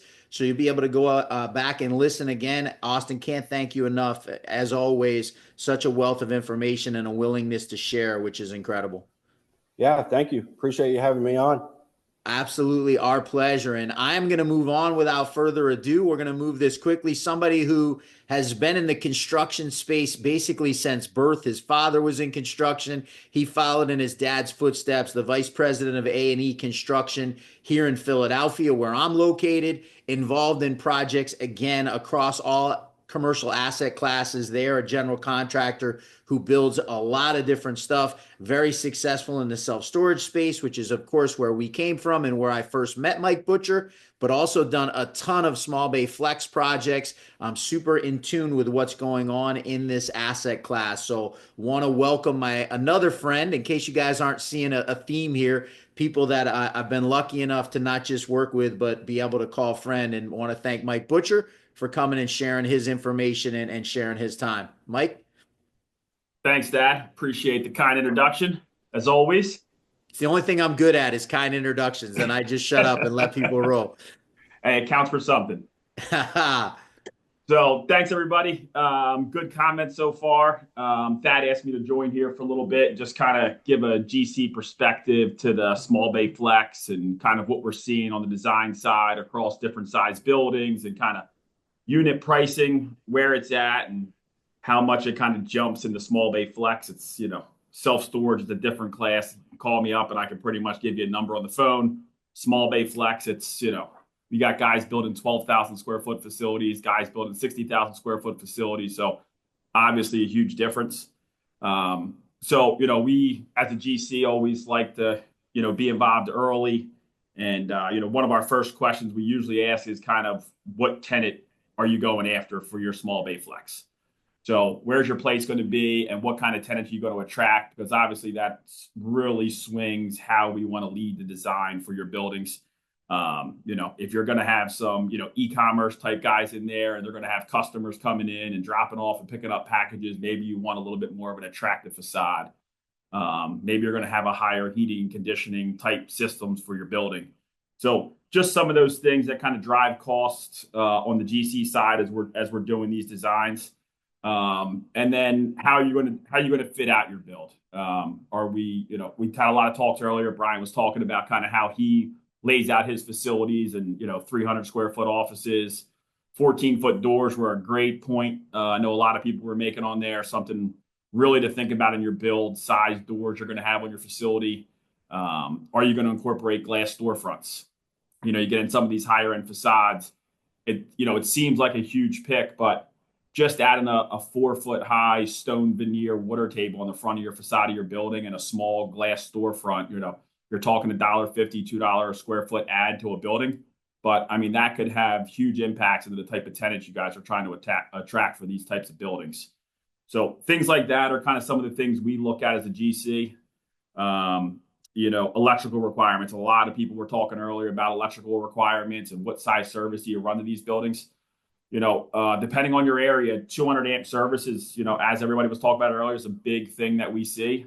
But you don't know, your market may require, maybe you got a couple tenants wanting 400 amp services. So looking at what your flex possibility is in the future as to how you set that gear up from the beginning could have huge cost impact. You don't want to lose out on a good tenant because you don't have the option to switch out to a 400 amp panel, at one tenant space if you need that. So some of the things we look at as we're doing these buildings, underground plumbing and how we're setting up the plumbing for your building, for your future tenant builds, mezzanines. It doesn't seem like a lot, but mezzanines add a huge add to these properties, especially for, we're seeing a lot of these places that we're working on right now. We're seeing a lot of these, e-commerce guys, the startups, and they're looking for a place where they can have 2 people working and they got packages coming in and out all day. And just having that extra 300 square foot mezzanine adds a huge add to these people. So incorporating that into your early design, it's a lot easier up front to set a building up to be prepared to add a mezzanine, then in the future, after your build's done, go, oh man, I want to go back and add mezzanines. If it's not set up, it might cost you 20, 30 cents a square foot to have the building ready up front, but it could be $1 a square foot add later, if your building's not prepared and concrete's not set up and footings aren't there to be able to handle those loads later on. So I know we talked about it a little bit earlier. Dan hit on it, which was great stuff. Site work cost, it's the biggest driver on these sites for small bay flex. We said earlier, the metal buildings, the mechanicals, you can pretty much nail square foot numbers down on those. But site work conditions are a huge, huge part of how we look at what your overall construction costs are going to be. Dan hit on a good thing there with stormwater management. Like myself, Dan does a lot of work in New Jersey, and that's a big thing up here now, but it's starting to spread. We're seeing those requirements push into Pennsylvania, down in Delaware, up in New York. It's getting really strict. So just a lot of things to look out for in the site work world. Where are your utilities? Can I get a 800 amp service to one of these flex bay buildings that can handle, 6, 10, 12 tenants? Those are big, big things that, we keep an eye out for and really will drive your cost. So a couple other, unit pricing right now, a lot of people talked about it and they want to hit on it. I think, Brian had spoke earlier on kind of that $100 to $115 square foot vertical cost. I think that's a really solid number right now. We are seeing, depending on your size of your building, you get into the smaller buildings, we're seeing a lot of couple acre sites. Guys are putting, 3 or 4, 12,000 or 14,000 square foot buildings on a property. Obviously, when you get into those split type deals, those square foot numbers get up into the 130 and 140 a square foot range. When you start splitting multiple buildings on one site, the smaller size, and really depending on what is happening inside of that building, obviously really drives those costs. So I got a lot out there. If anybody has any questions, want to talk numbers or designs, I'm more than happy to answer your questions from the GC perspective. Put those questions in the chat, guys. I will so everyone knows, everyone that's registered for the event, I am going to circulate after we're done, not only the recording of the event, but also contact information for the people that have been so kind to come on and speak. Mike is one of those guys that's an incredible asset to reach out to when you need specific numbers. There was a question that got asked earlier, Mike, which I wanted to present to you. Any worries about the impending possibility of foreign tariffs and how that might affect build costs? Yeah, I mean, it's been a big topic of discussion, obviously, in the business. We've been reaching out to some of our contacts. I've talked to some of the guys at the big, over at Nucor, and those guys constantly trying to track down where pricing is. We're not hearing anything just yet. But I think there is a strong possibility we see a little bump in the steel market here come summer. But, talking to the guys over at Nucor and some of the other ones, I really think that, come fall, things will kind of settle in, and the market has been pretty solid so far. So we're fingers crossed. We are staying close and praying things hold level. So I want to ask a question. As you've built these things and you've seen, developers, tell me, first thing, some things that you think developers put into their parks that added cost that didn't turn out to be really something that you thought maybe added value. And then the flip side of that, things that either they did add that clearly drove value, or maybe they didn't put in that you think they maybe should have. I know you already touched on mezzanines.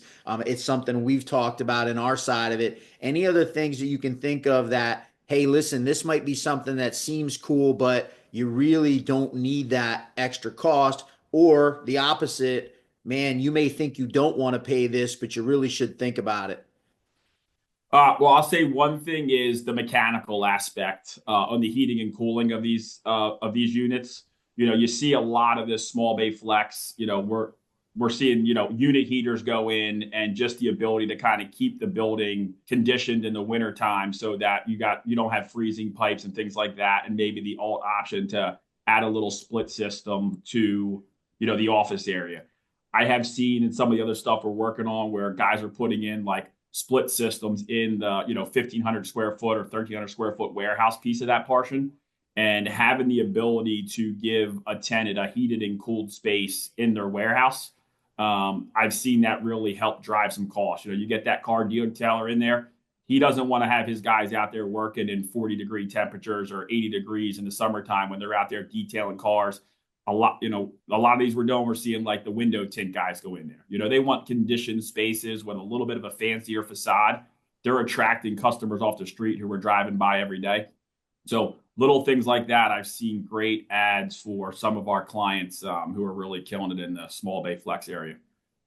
Love that one and appreciate the insight. Any other generalities you can talk about as far as how somebody who's looking to get into this, right from the beginning can make sure that they're going to be able to not get stuck? And we just got stuck on a project where we found an overlay district we were talking about earlier, where we didn't find out until we were a little ways down the road. What are a couple things people can keep their eye on right from the time they're looking at a particular site to maybe save some headaches and some lost money? So I think it is what it is, small bay flex, right? That ability to be flexible in how you design these properties. A lot of guys building these don't have tenants yet. So just, putting out a product from the beginning that allows you that flexibility to add mechanicals. I mean, it doesn't take a lot up front to make sure you have power requirements and that you have a couple of extra, maybe an extra steel beam in your building so you can add a mezzanine. But little things like that, the more flexible your building is from the beginning, I think the higher chance you have, from what we've seen, to be able to attract the tenants and make your space fit out the way you need to fill it up quick. All right, Mike Butcher, so appreciate it. Anybody else? I know I got a question about tenant improvements in the chat. Eric, I told you in the chat I'm going to keep that. I think that's a great one to ask Cody Payne, who negotiates a lot of these leases, which is where you're going to start seeing where the tenant improvements come in. Any other questions for Mike Butcher? Listen, Mike, as always, really appreciate you being willing to come in and spend some time and share your knowledge. Guys, give me a one in the chat for Mike Butcher and coming in and sharing the knowledge. Oh, you know what? I should have scrolled this. When you don't have a tenant pool, what's the most? All right, that's another good one for Cody. I should have asked these. Economical method okay, this is a great one for you, Mike. Will, why don't you come on and turn your mic on and ask this question? Great one.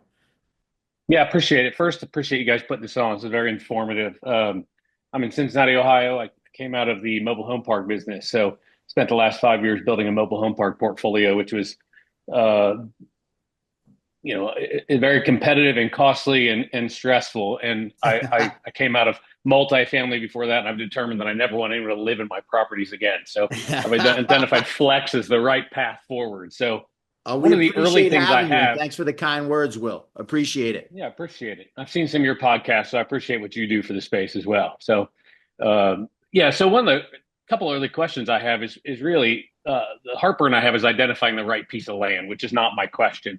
My question is, when I do find the right piece of land, how do I, without going to a civil engineer every time and spending money, how do I come up with a site concept? Is there software that anyone uses that I know it's not something I'm going to take to the city to get approval, but is there something I can do to at least figure out how many square feet I can build so I can start building a financial model?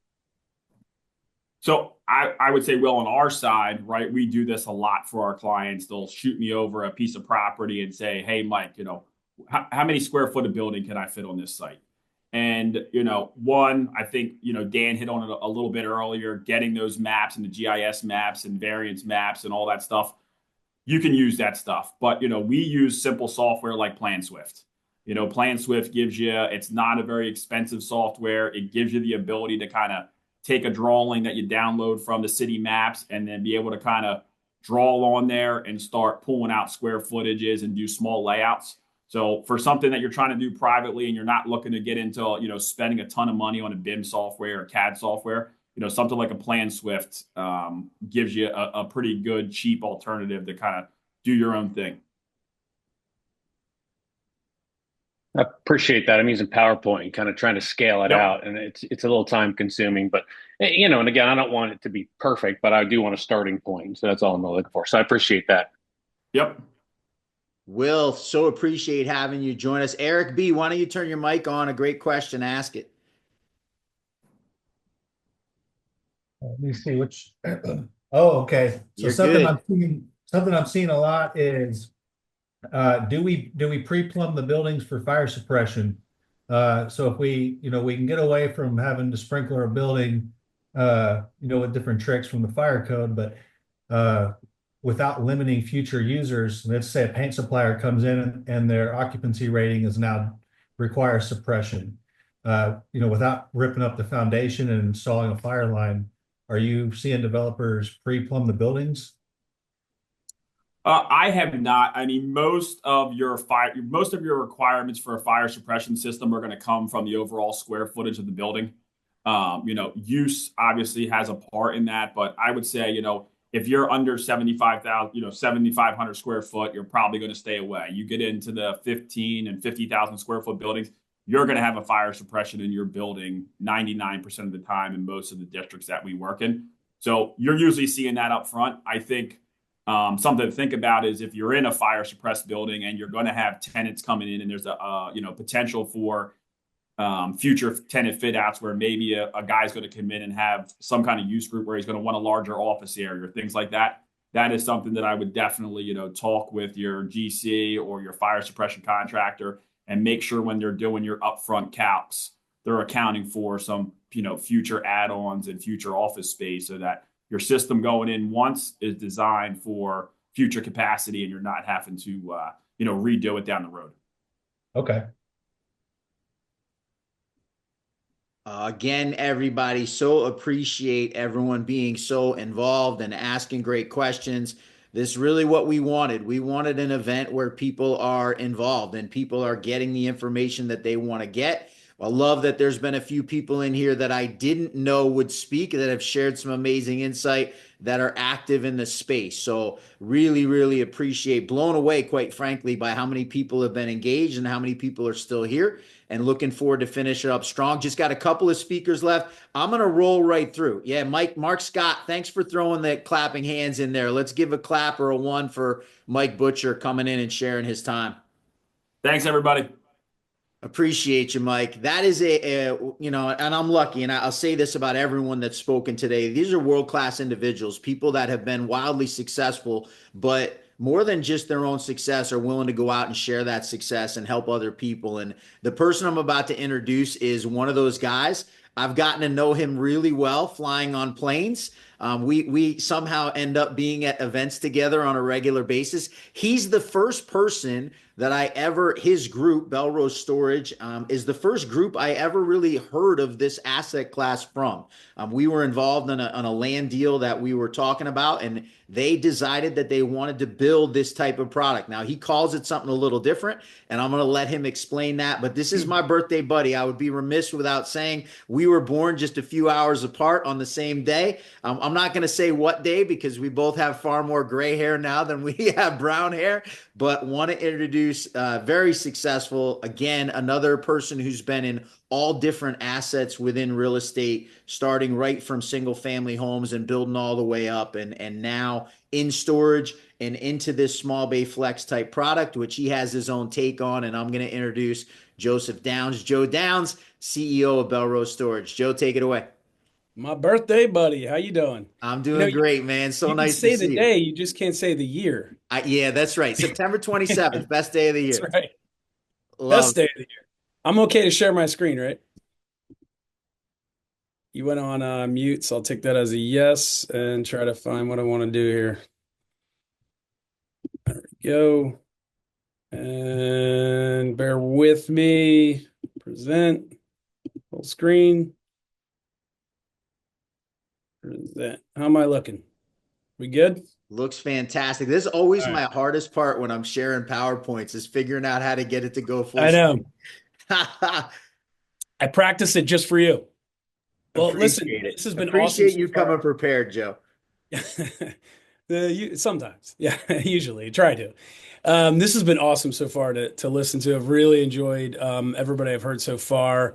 Even when you didn't see me logged in, I was actually in another office. We're logged into 3 different offices. But I got 4 different people in my company listening to this. This has been great. So thank you for putting it together, and for everybody that's on here. I look forward to sharing ideas because I think there are a lot of similarities between what we're doing and the take we're the angle, I should say, we're coming from, and some of the small bay flex ideas and that angle that some of the other guys are coming from here. And again, to your point, and I think that's why you wanted me to.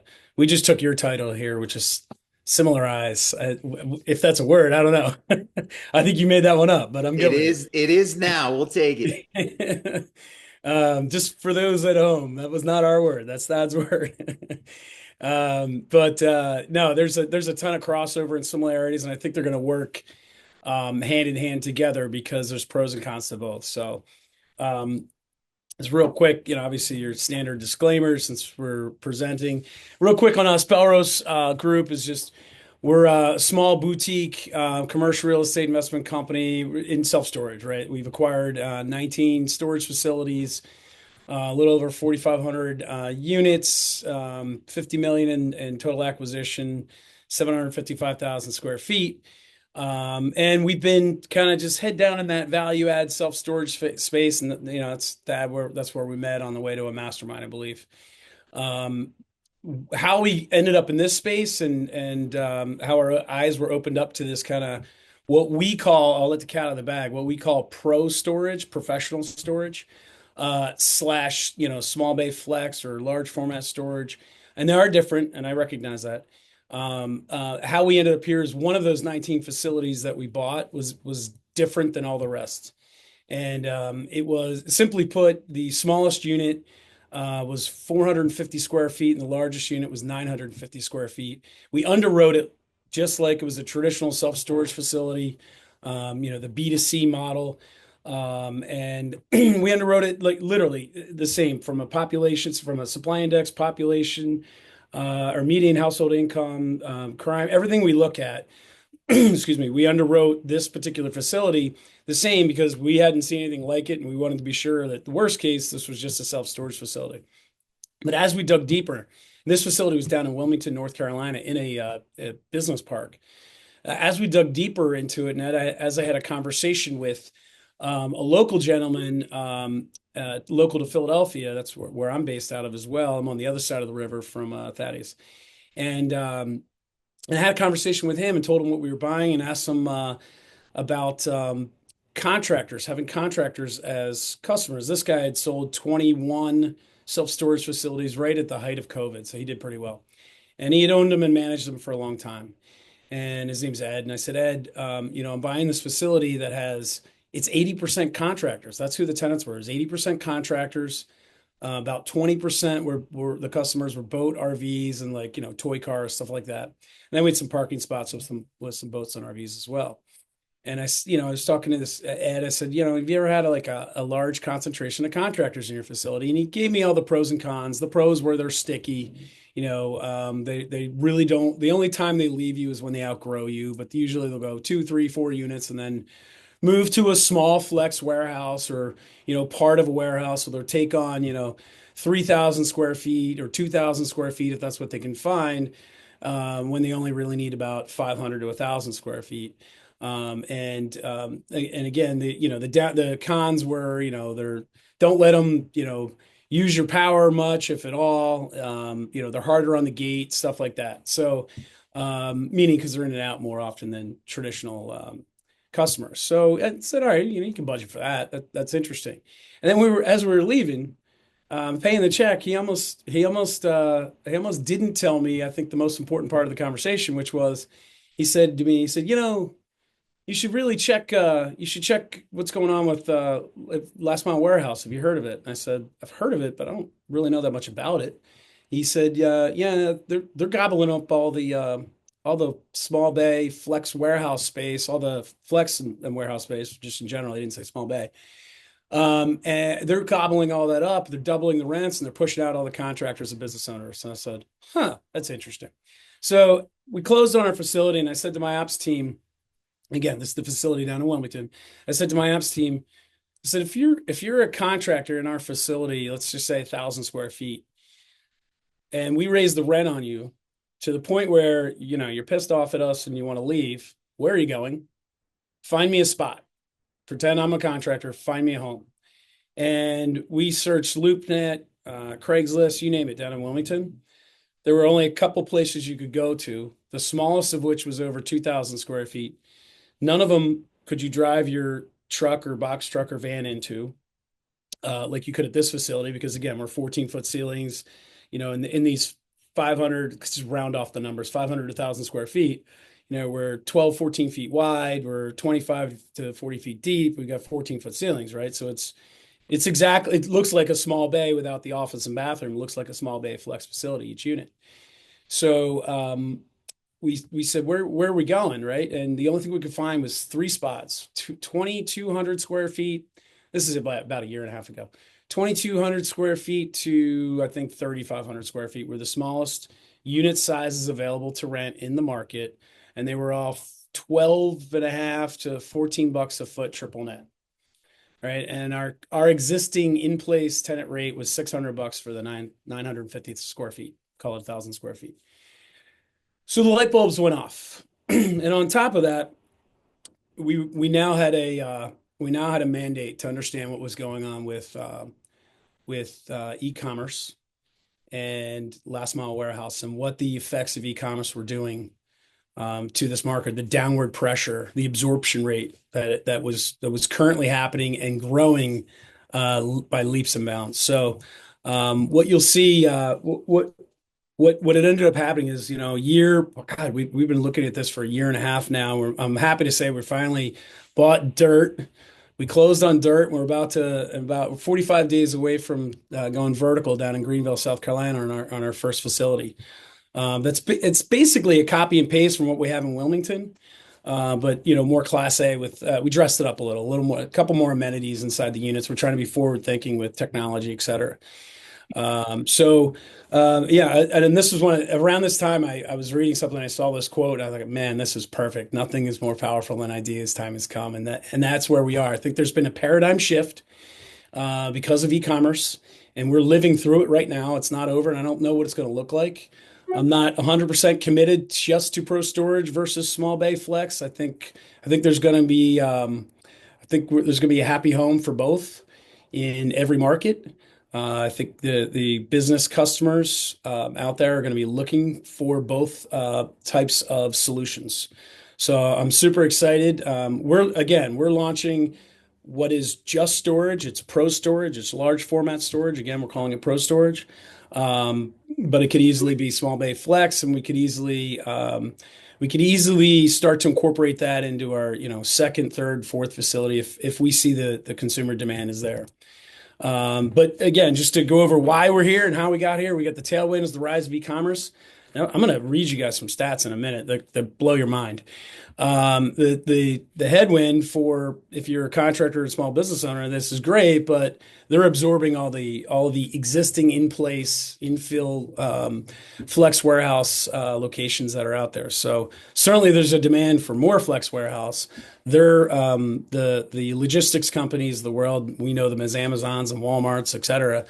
They're gobbling up, they're not just building those 1 million square foot facilities that you see on the side of highways. They're gobbling up the last mile warehouse facility, or what will be last mile warehouse facilities as well. So that creates this opportunity for us for this large format storage / small bay flex, which we're again affectionately calling pro storage. So this has been in the works for a while. When Amazon first, they first bought Barnes and Noble, right? And then it went from a bookstore to an everything store. But the gasoline that was poured on this was during the pandemic, right? If we weren't in the habit of ordering from Amazon, we all became in the habit of ordering from Amazon during the pandemic. And that's 5 years later, where we are is we saw a shift in how people not only consume, but where they live and work, right? We saw people going more onto the countryside. We saw them certainly the workplace shift. I know some of it's coming back, but a lot of it has changed for the good. We're seeing, and obviously with the impact of Zoom, we're on a Zoom right now. We've seen the ability to literally work and connect and collaborate from anywhere. Two of my partners in Barrows Development Group, which is a subset of Barrows, the Belrose Group. One's in Buffalo and one's down in Arlington, Virginia, and I'm here in Philadelphia. I mean, it's just a case, my own company's case in point of how this paradigm shift is taking place. And I'm sure you guys are very similar. And then we've seen the consumer demands continue to grow, and the baby boomers learned how to order online, and there's no slowing them down. I mean, pretty much everybody is ordering our goods online, which you might say, great, it's here, and sure, it's growing, but what does that have to do with last mile warehouse? Well, let me throw some stats at you. The demand for speed. So we don't just want it online. We don't just want to not have to get in our car and drive to a mall or drive to a retail store now. We want to order it online. That's great. We want the package delivered to our house. But now we want it very quickly, right? So a year, 2 years ago, Thaddeus, you probably would have been fine with a week ordering something for a week. You know, you don't need it tomorrow. You'll take it in a week, right? Not anymore. 80% of shoppers want same day delivery now, with 61% expecting packages within 1 to 3 hours. 88% of consumers are willing to pay for same day delivery, signaling its perceived value. And then this one, I think, is what Walmart and Amazon are paying attention to the most. 25% of shoppers abandon their carts, which is what tells them they were ready to buy, right? You're abandoning your cart if you can't get it same day, meaning you're going to another solution. So I'm not going to, I have so many more stats, but I'm not going to read them all to you.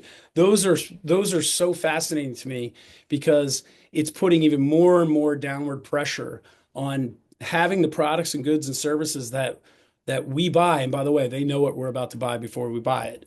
Having that closer to our house than further away. Thaddeus, remember, I think last summer I did a podcast with you and I told you the story about my son buying a pull-up bar. Crazy. This resonated with me so much, and I remember it. I told that story so many times. And I'll be quick pull-up with bar, it. not aspirin, not toilet paper, not paper towels. A pull-up bar. He harassed me in the morning on the way to his school. I happened to drive him to school that morning, and when I got home, I gave in. I'll skip over the whole conversation. I gave in and said yes. When I got home that night, he told me and my concern was the pull-up bar was going to ruin the door jamb. That's why I didn't want to buy it. When I got home that night, he said, "Dad, it works perfectly. It doesn't hurt the door jam at all." And I said, and in my head, my brain wasn't processing the information fast enough. Sure, I know he was able to order it and get it and try it out that day, but whatever, I heard all that and I processed it. But whatever part of my brain couldn't compute, it just couldn't compute that, or that couldn't compute how and why a pull-up bar was available for same day delivery, within 25, 30 minutes of our house, because that's what it had to be. So that to me was the day I said, this is insane. We have to do this. So we're super excited to be where we are. I'm excited to be on here. I'm excited there's other people validating exactly what we've been working about a year on and trying to understand this and find the right locations, which, you've been trying to help us with as well, and Barry Sherman. But self-storage, so this demand's been happening. Self-storage has been trying to meet it. If you look around, you'll find facilities where you have either e-tailers or wholesalers storing e-commerce goods, certainly the eBay folks of the world, et cetera. But it's just not the right fit, right? So it's self-storage is it's a solution that's a temporary solution because it's not a real solution, right? But you know what is? Small Bay Flex and Pro Storage. Because of our flexible leasing, because of the scalability, the cost effectiveness, it's attractive, the mixed use potential of it. That what we are onto, everyone on this call is onto, is the way forward in our opinion. And the way we look at it is kind of the Goldilocks principle, right? So top left, that's your, I don't know how many square feet that is, probably a couple 100,000, but that's not the solution to getting products same day. And top right, you see the life storage facility. That's just your traditional storage facility. That's not the solution either. The just right Goldilocks solution is what we're talking about. That is what you put together on this call, which is that small bay flex and storage. And it really just comes down to what's the right solution, comes down to the business owner, right? At the end of the day, we're putting business owners in these units, whether they're leasing a small bay flex for, a flexible lease period, or they're a true storage customer in what Belrose is proposing to build and replicate, which is what we have in Wilmington, North Carolina. So thought I'd just run through in a couple slides a couple of the renderings that we have that we've been working with, and we're super excited to break ground on this. But again, it's just the right size solution for work and life. That's just meaning, and we're trying to take into account, and it's been wonderful to listen to everyone else on this call, just for ideas for not necessarily for this first facility we're launching, but for future facilities. How can we take into account some of the ideas that we've heard on this call, because there's going to be different needs and different solutions out there, and I think frankly find this to be super exciting. So, and then here's a sampling of some of the customers that we've thought of that will be, again, in either the small bay flex or just in storage, and it's just going to come down to what that particular business owner's needs are, whether they want the office with the storage or whether they have a retail front somewhere else, and we're just the overflow storage. So again, this is some renderings. On the left, you see kind of what the old storage looks like. I think the bottom left is actually our facility in Wilmington. That's kind of what that looks like. And then we're super excited to be developing what you see on the right, and in our pro storage facility. So this will be in Greenville, South Carolina. This is the design we're going with, and this is the look and feel. It's going to be a little classier, a little dressier. You can see the stark difference between what's on the left and what's on the right. We're a lot of business owners, for instance, are women. We certainly see them looking more towards this type of solution on the right, which is a little cleaner, newer, Class A look and feel, versus the existing on the left. So, to each his own.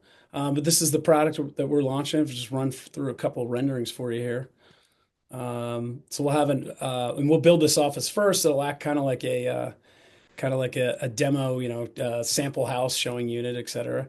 And then you'll see what this facility could look like here. And we will be, we're going to have a clubhouse with a community bathroom. The tenants will be able to rent this for client meetings or gatherings, et cetera. And then here's what some of the unit sizes can look like, and what they can hold. So we're just showing customers, look, this could be, these are obviously solutions for a boat and RV or other toys. These first couple of slides, the rendering of the units are leaning more towards that B to high net worth C with the toys. But again, just showing them what can fit and some of the amenities for this facility. And then as we get into the more business unit, so maybe this is a contractor or catering companies. One of the examples I always like to use, where that might have a retail storefront somewhere in a strip mall, but then this is where they have their tables, chairs, racks of glasses, dishes, et cetera, that they don't need to be storing in $22 a foot space. They can store this over in the $14, $15 a foot space if you're looking from an annualized. So, and then, naturally you got your home repair contractors are going to be certainly customers that will be talking, and then anyone with overflow inventory, et cetera. So that's where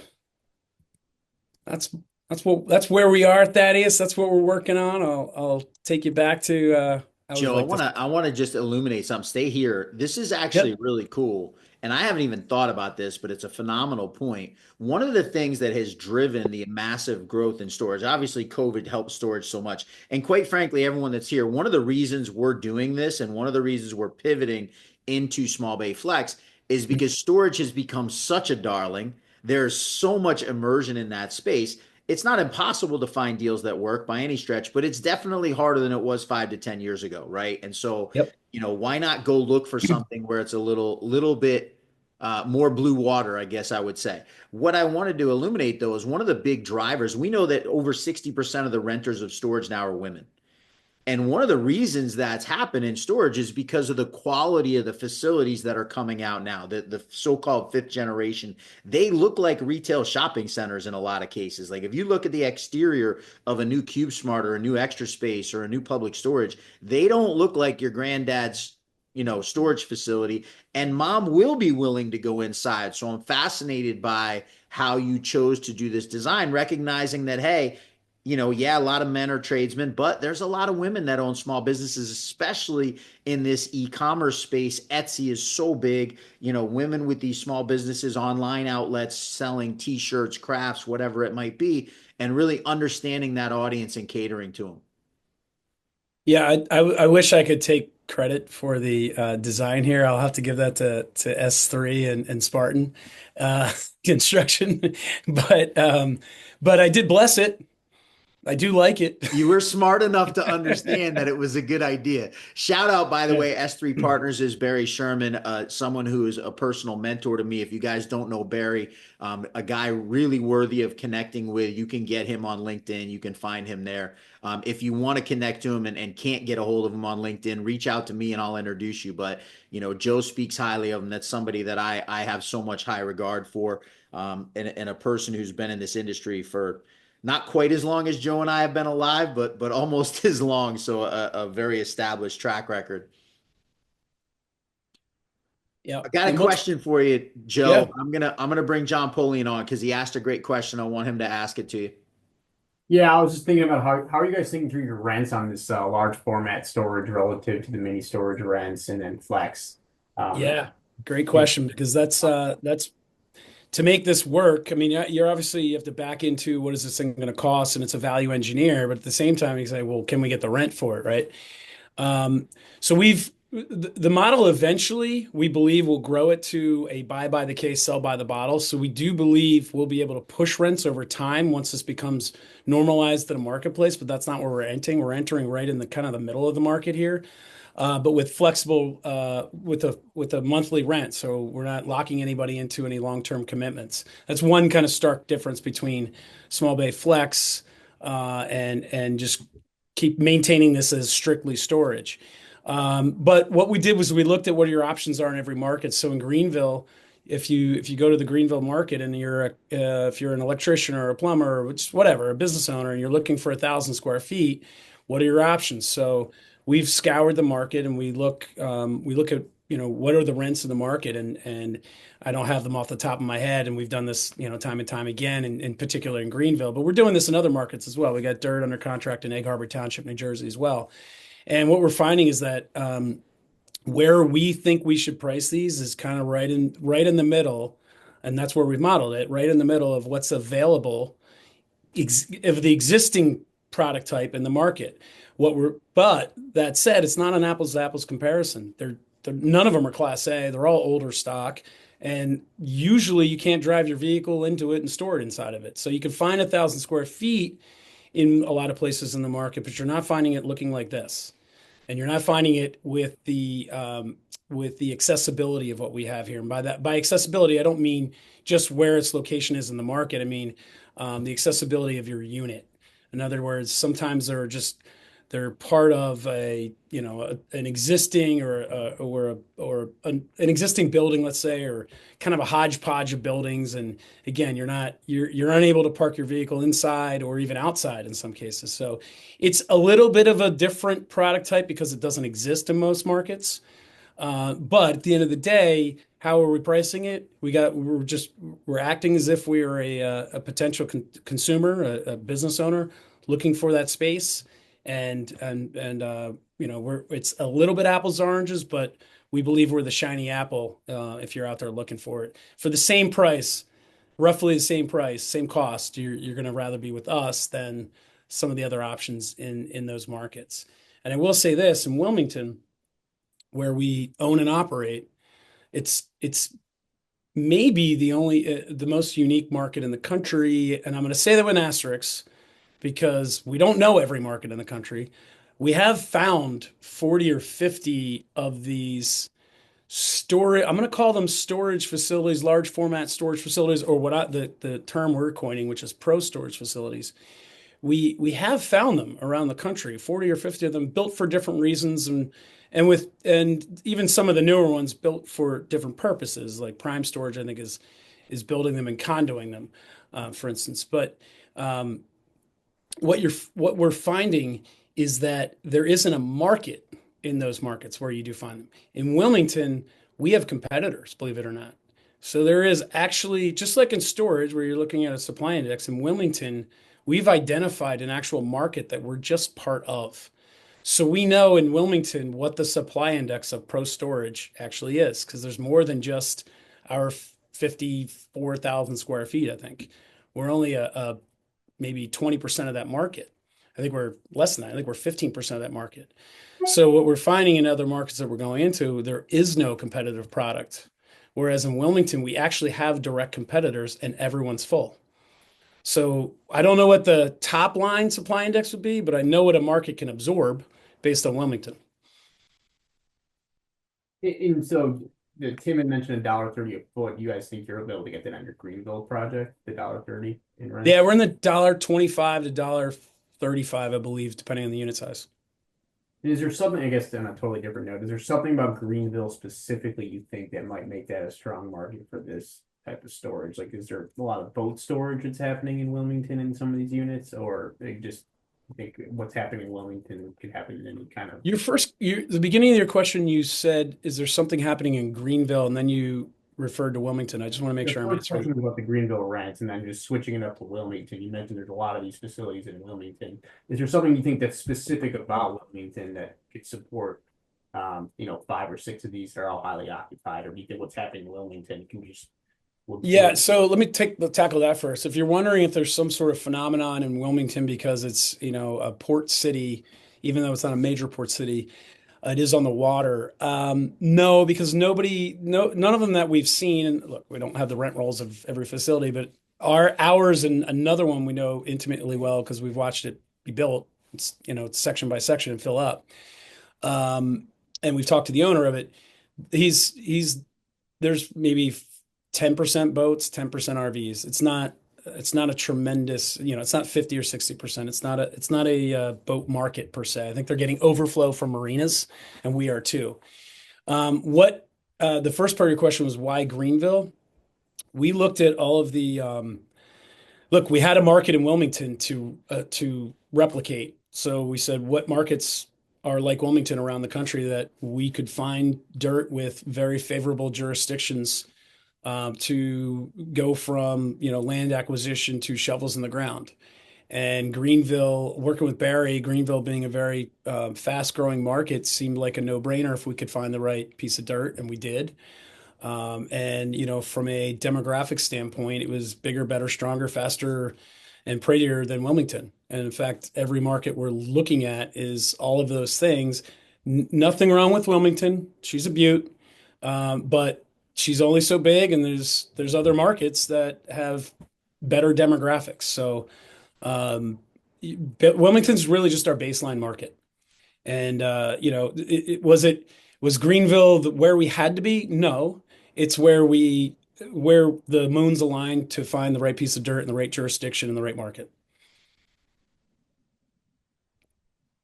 John, thanks so much for hopping in and asking questions. Russell, why don't you pop on and ask what you were asking? Oh, no. You're sicking Russell on me? Maybe not. I'm waiting for Mike Butcher to throw Jamie Santora at me. Oh, that's too funny. So I can get him on, Joe. Oh, that's great. I don't know what happened to Russell. He must have had to go take a break real quick. I'm going to make an observation, and this is just a general one. A lot of you guys that are on here, little ladies, let me not say guy, not gender specific that. A lot of people that are on here are out of the self-storage space because that's where a lot of us got our start and where we got to know people. And we know what's going on in the self-storage world, and it's making it challenging to develop storage in that the large management companies are really playing with rates, for lack of a better term, right? They're offering discounts on the front end that are hard to fathom, actually. And so I wanted to just make an observation, backing up kind of what Joe and Tim in the chat are talking about. We're looking at a piece of dirt in a market where it's a $25+ market for storage, right? Average price per square foot is north of $25 a square foot, but 10 by 10s at fully stabilized facilities are listing on the web for $60, right? So think about that. Something that should be $20 or $200 minimum is being listed at $60. at a 10 by 10, 5 by 5s for $20, which is insanity. In that same, in a facility there, they have one 1,400 square foot unit. And I found this fascinating. There's a 1,400, I think it's 28 by 50, or 26 by 50, whatever that is. $2,190 a month is their web rate. 2,205 is their in-store rate, right? So they're offering a $14 discount for ordering it online versus going into the store, which is unheard of in this day and age. And so the point I'm trying to make is that there is massive demand for these larger units, whether or not it's small bay flex and has an office and a bathroom, or it's just in a self-storage facility. This is a non-climate controlled unit, 1,400 square feet. That's $18.74 a year of rent for that facility at the web rate, right? So there is a pocket here, and I'm going to talk a little bit later about why I think that pocket is existing and why I agree with Joe wholeheartedly, not just because I think, but what are the things that have happened in the last 20 or 30 years that are making these spaces get such high rents, right? You know, anybody on here that's a self-storage developer, if I told you you were averaging $18.74 on 10 by 10s in a facility 5 years ago, you would have been excited to develop storage in that market. That would have been a place where you would have wanted to do a ground up development. To think you're getting that kind of a rate on a 1,400 square foot unit is almost hard to fathom. It's a great point. I thought you were going to go to the management of it. Management, a whole different thing. And we haven't even talked about how these things are managed. Listen, you just gave the best tease for our next event, right? Which, by the way, I promise there is no sales pitch here. We are not selling a next event. I can almost guarantee we'll have a next event sometime, but it will also be free, and we'll invite everybody. But the point is that, you know, and everyone's made this point, there is a demand here, and it's very obvious and clear, starting right from Brian Whitmer at the beginning. This is not something that, you know, we're trying to make up a pretend demand. The market rates are showing that this is something that's in need. Listen, anyone else with any questions? I'm trying to keep track of the chat, but I'm not doing a very good job of keeping up. I know Tim Kane, who is also part of the Belrose Development Group, has answered a bunch of questions in the chat. Give a pair of clapping hands for Joe Downs, man. He came prepared. He brought the heat with the PowerPoint presentation, as I knew he would do. He took care of me and took care of his birthday friend.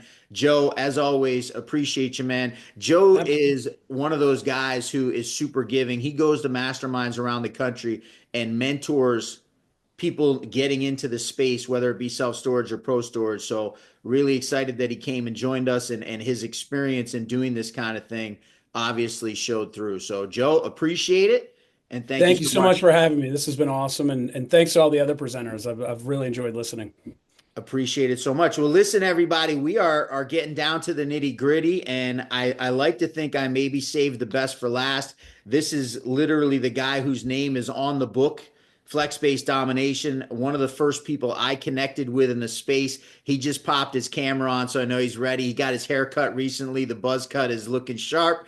Really want to just say thank you from the bottom of my heart. Cody is someone that our group has relied on heavily as we've decided to go down this path. We're deep into a ground up development project. We're 6 figures into it. And we know that we don't necessarily know everything. And Cody's one of those people that we've been very fortunate has been willing to spend his time and share his knowledge in a way that I can't help but be grateful for. So really excited to have him share with everyone. Cody is a recognized figure in the small bay flex space out of the DFW area. You heard his partner, Austin Edelman, earlier. Without further ado, really excited to let Cody wrap up this show. What's up, Thaddeus? How's everybody doing? Hope everybody's doing well. Good to be here. Glad to be here. Very informative. Some good folks on. So looking to, I don't know if I'll be as good as you said I am, but we'll do our best. I am very confident you will rise to the occasion, my friend. Nice. So where do we start? I think the first question I want to ask you is, why is this asset class poised to explode sort of in the way self-storage has? Well, what's funny is that I was actually talking with somebody earlier today on that, and I mean, it's on a very similar trajectory. I think a lot of that's because of how it has changed over the past several years.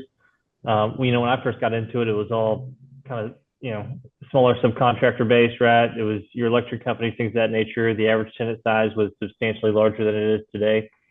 I think because of how diverse it has become, really since COVID, it's really become a very diverse asset class. And so, it's not uncommon to have, your showroom guys, retail guys, even office tenants in there. And so it's really become a asset class that, really has, I think, probably the most diverse tenant pool that you'll find in all asset classes. And so I think that's one of the key reasons and one of the key drivers. And really since COVID, I mean, we never saw office spaces in, these small bay flex industrial spaces until COVID hit. So obviously, things like that happen when certain things in, the economy or whatnot kind of arise.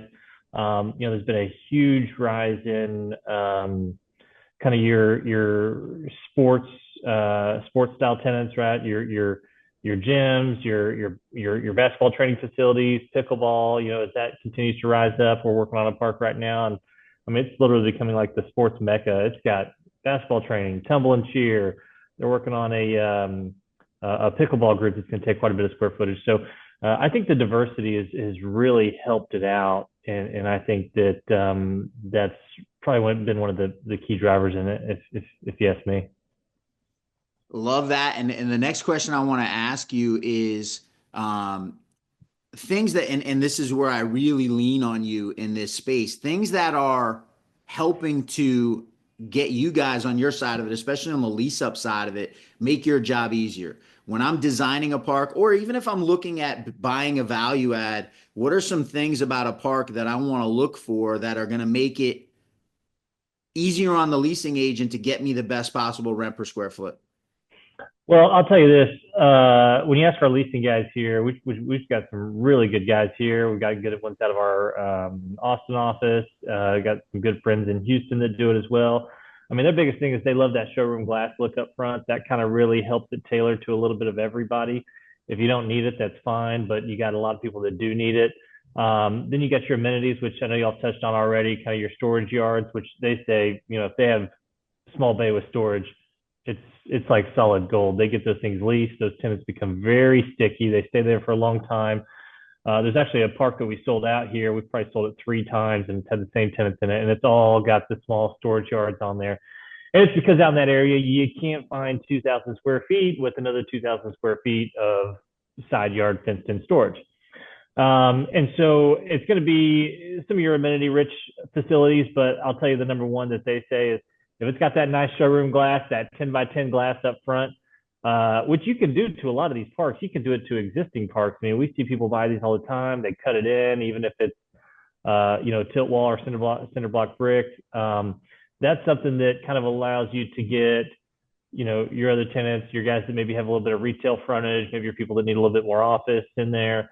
That's the kind of amenity that is, I think, a very quick add-on that can help out. Another question I'm going to ask is as we're looking at it, and I'm spending a lot of time talking about ground up because that's what we're doing currently. What kills a deal? What are some things that are going to make somebody in the, once they get open and they're leasing up, not be able to hit the type of rents that they need to make the thing work? Well, I'll tell you the biggest issue that we hit, and I know you and I talked about it, the biggest issue that we see in every park is parking, right? A lot of these parks are very underserved on their parking, especially in the county when you really don't have any restrictions on that. You see a lot of people just have zero parking. There's actually a park near one of the ones that one of our guys leases that we worked on a long time ago, and they have a couple vacancies there that they actually can't fill because they leased to too many automotive tenants, which ended up clogging up the parking lot. So Russell, average parking ratio, I'd say at least 3 per 1,000. That's where I'm at on it. That may be a little heavy for some folks, but I think that gives you a good amount. But then it's also understanding your tenant base too, right? And so if you do have those automotive guys, you got to know they're going to take a little bit more parking, right? If you do have some of those training facilities, you got to understand, hey, at certain times of the day, they're going to clog up the parking. So it's really understanding the tenant base, not just always the parking lot, but I like the 3 per 1,000 number. I got a question in the chat earlier. I'm going to pose to you because you have so much experience in this. What are we looking at when we go to lease a space out? What should I underwrite to giving for tenant improvements when someone's coming in? So, and I'll tell you this, one thing that we always say to do on any vacancy is 1 office and a bathroom.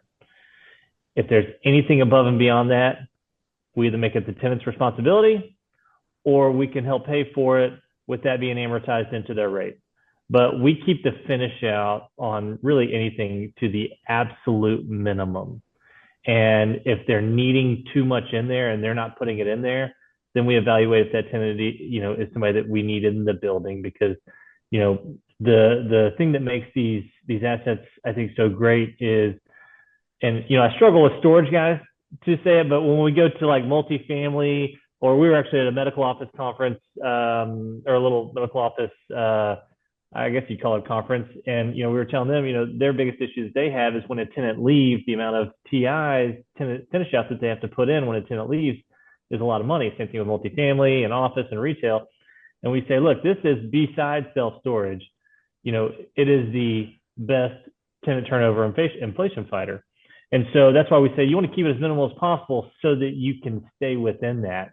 Because, I mean, your tenant base, your largest tenant pool out there is about 1,800 square feet, right? That's your largest tenant pool, for the small bay side. That's all the tenants from the office, retail, showroom to contractor bay. And a lot of those guys really only need an office and a bathroom.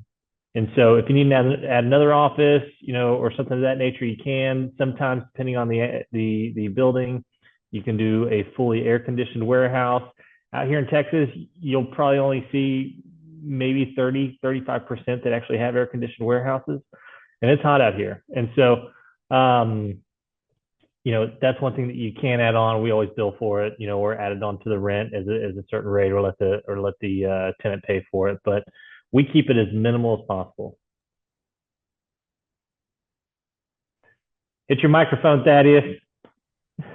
Keep shutting myself off so I don't interrupt you, and then I forget to turn myself back on again. By the way, guys, keep the questions coming in the chat. You guys have been so engaged. I know we're going on 2.5 hours. We've been going nonstop, and that can it's hard to stay focused for that long in a row. So I appreciate everyone's involvement. Keep the conversations coming for sure. One of the things that you and I talk about a lot is land cost, right? And obviously we've had Daniel Whitney on earlier and Mike Butcher, and talking about the fact that groundwork can drastically change what a project looks like based on what you have to do with the soil and what your footers look like. But I would love to pick your brain a little bit about the right from the jump, right? The willingness to, and Dan mentioned this in his talk earlier, sellers of land right now are still kind of riding that wave of before interest rates rose and land speculation, especially in your neck of the woods. Austin, of course, was like the hotbed for it in the country, but DFW got a little crazy too. And we haven't seen sellers of land yet really come back down to what we'd like as far as what we have to pay per square foot to buy land. What are you looking for in the small bay flex space? I know that there's other factors involved, but where do you want to see someone be in their land acquisition cost to really feel like they're setting themselves up for success on a project? Well, and that's probably one of the top questions that we get. And we always like to say work backwards, right? So what you want to do is you want to figure out what kind of product do you want to build, right? Do you want a nice showroom product? Is that what you want to build? Do you want 20-foot ceilings? We say figure out the product that you want to build so you can get the price for it. Because what we don't like people to do is go find a piece of land and just consistently make concessions on how to make it work, right? It's like, okay, well, this land's good, but it costs this much, so we won't do this. Maybe we'll bring the ceiling heights down. Maybe we won't do any of the glass. Maybe we won't do any, mezzanine, or we'll chop up some parking. We always say, design the product that you want, and then you find the land that works for it, right? Because once you design it, you get the price. You go, okay, the building's going to cost me, the metal shell is going to cost me, $30 a foot, $28 a foot. The additional glass is going to run me $50 a foot, on the glass side, not 50 on the foot, just 50 for the glass. And then once you get your total cost, then you can determine, hey, this is the rental rate that I need to get. And then if we get that, then we can take that and go, okay, if you need that, depending on the return that you need, we can maybe pay this much for land as long as we're at a 30% coverage, right? Because that's where a lot of people are trying to hit right now, is the 30% coverage number.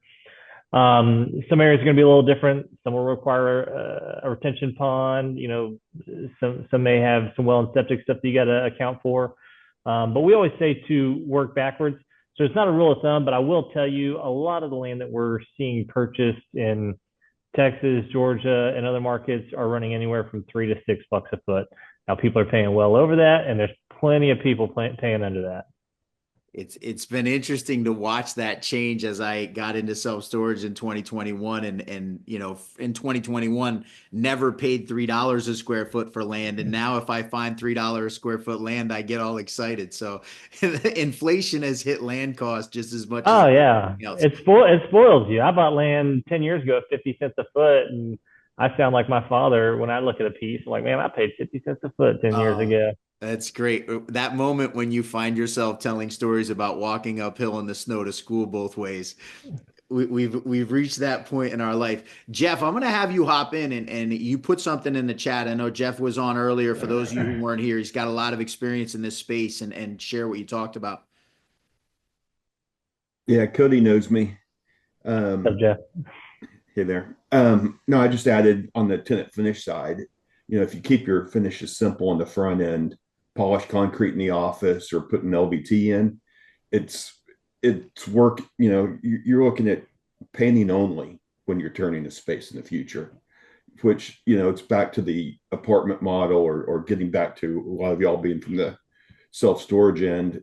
You don't have to do anything with those spaces. Well, you can turn one of these spaces for almost nothing if you do it right on the front end, because you're not painting the warehouse. You go in, you paint an office, maybe change out a ceiling tile or two, and you're ready to go again. It's clean, ready to go. So keeping simple finishes is very important. Our guys don't even do LVT anything. They just polish the concrete. Yeah. And that's really it. You seal it, obviously, and that's really it. Yeah, we don't even mess with anything inside the office space, but you got a lot of people that do, especially if they're trying to make something a little bit nicer. But you're right on that. I'll hit one of Russell's question. Russell Nursursov. I always butcher the names. Don't worry about it, Russell. But for a new investor, new development, or value add, look, I always say it depends on your investment criteria. Especially if you're paying back investors or something of that nature. I'll be honest with you, I'm a big fan, especially right now with interest rates and land costs and building costs. I'm a big fan of finding existing. There's plenty of existing out there. We're under contract on a park right now that they're in at a very low cap rate, but a very low basis. And it's an ownership that has owned it for 10 years, hadn't raised rates in forever. So there's a lot of value add there as soon as they close on it. And it's not uncommon to find projects where you've got rents that are 30, 35, even 40% below market. You got to search for them and they move pretty quickly, but that's something that we see. Elaborate on cap rates or price per square foot. Obviously those numbers change state to state to state, area to area. As far as cap rates go, I'll tell you, if you take like, Georgia, Texas, some of these markets, even Florida, I mean, depending on how nice it is, I mean, you can be, and if it's institutional level, but if we keep it basic, you could be somewhere in the low sevens. It's not uncommon to see it in the high sixes. But also if you go maybe to some of the outskirt markets, more basic metal, it's not uncommon to see it at 8. So it really all depends. As far as price per square foot goes, I actually pulled the average, which I have here. Average market, and that's why I never say to use a full US stat, because the average US stat for market sales price for last year was $178 a foot.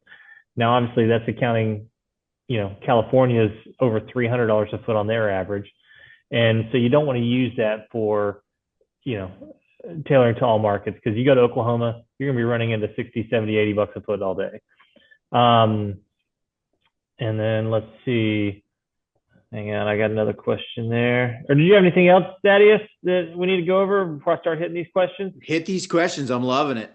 And I'm Is there loving the a involvement. Love the fact that we're finishing this up. We're on the last speaker and people are still so engaged. So I'm really appreciating that from everyone.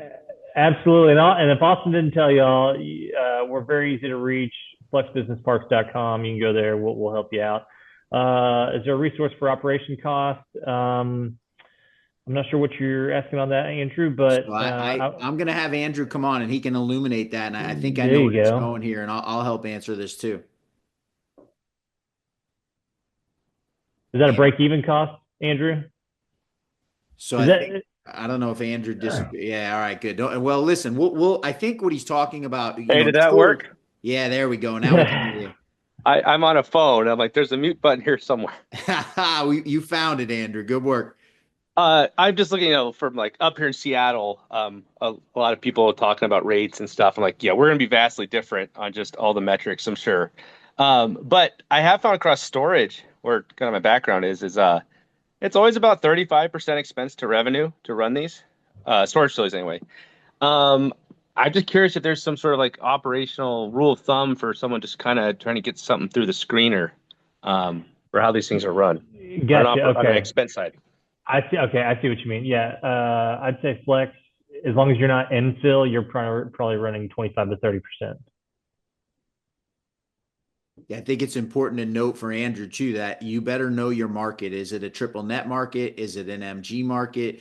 Are you going to, as the owner, going to be carrying the cost of taxes and insurance and common area maintenance on the property, or are you going to be able to pass those by and large onto your tenants? It's going to make a pretty big difference on what your overall operational expense is relative to your gross.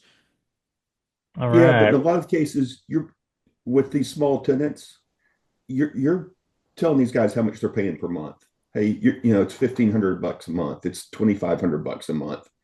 And yeah, that backs into your base rent and your triple net, and you can write the lease any number of ways. I'd rather it's a triple net, regardless of what market I was in, to protect myself.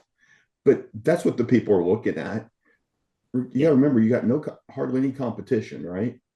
And they need a space. How much is it going to cost me? You're in here for $2,500 a month. Perfect. And you go. Yeah, no, thanks, Jeff. You're not breaking that down for them in the lease relative to what the common area maintenance charge is and what the tax charge is and what the insurance charge is. You're just saying $2,500 a month, and that's factoring in all those costs. Yeah. So Brian Whitmer, what have you seen as the common points of concern for lenders as well as institutional capital, metal buildings, lease terms, like credit, things of that nature? I mean, so for small bay, you're not going to have a lot of tenant credit. I mean, you can get some, regional companies, good satellite offices, things of that nature. But as far as tenant credit, I wouldn't bank too much on that. As far as lease term goes, a lot of your lease terms are going to be 1 to 3 years, right? We don't recommend anything over 3 years because we got a lot of markets that have seen a lot higher rent growth than what is actually put into some of the leases. Plus, that kind of gives the ownership flexibility, gives the tenant flexibility. And especially if you're looking at selling it, if we got a project with a bunch of 5-year leases in it, it's harder for those guys to add that value sooner than later.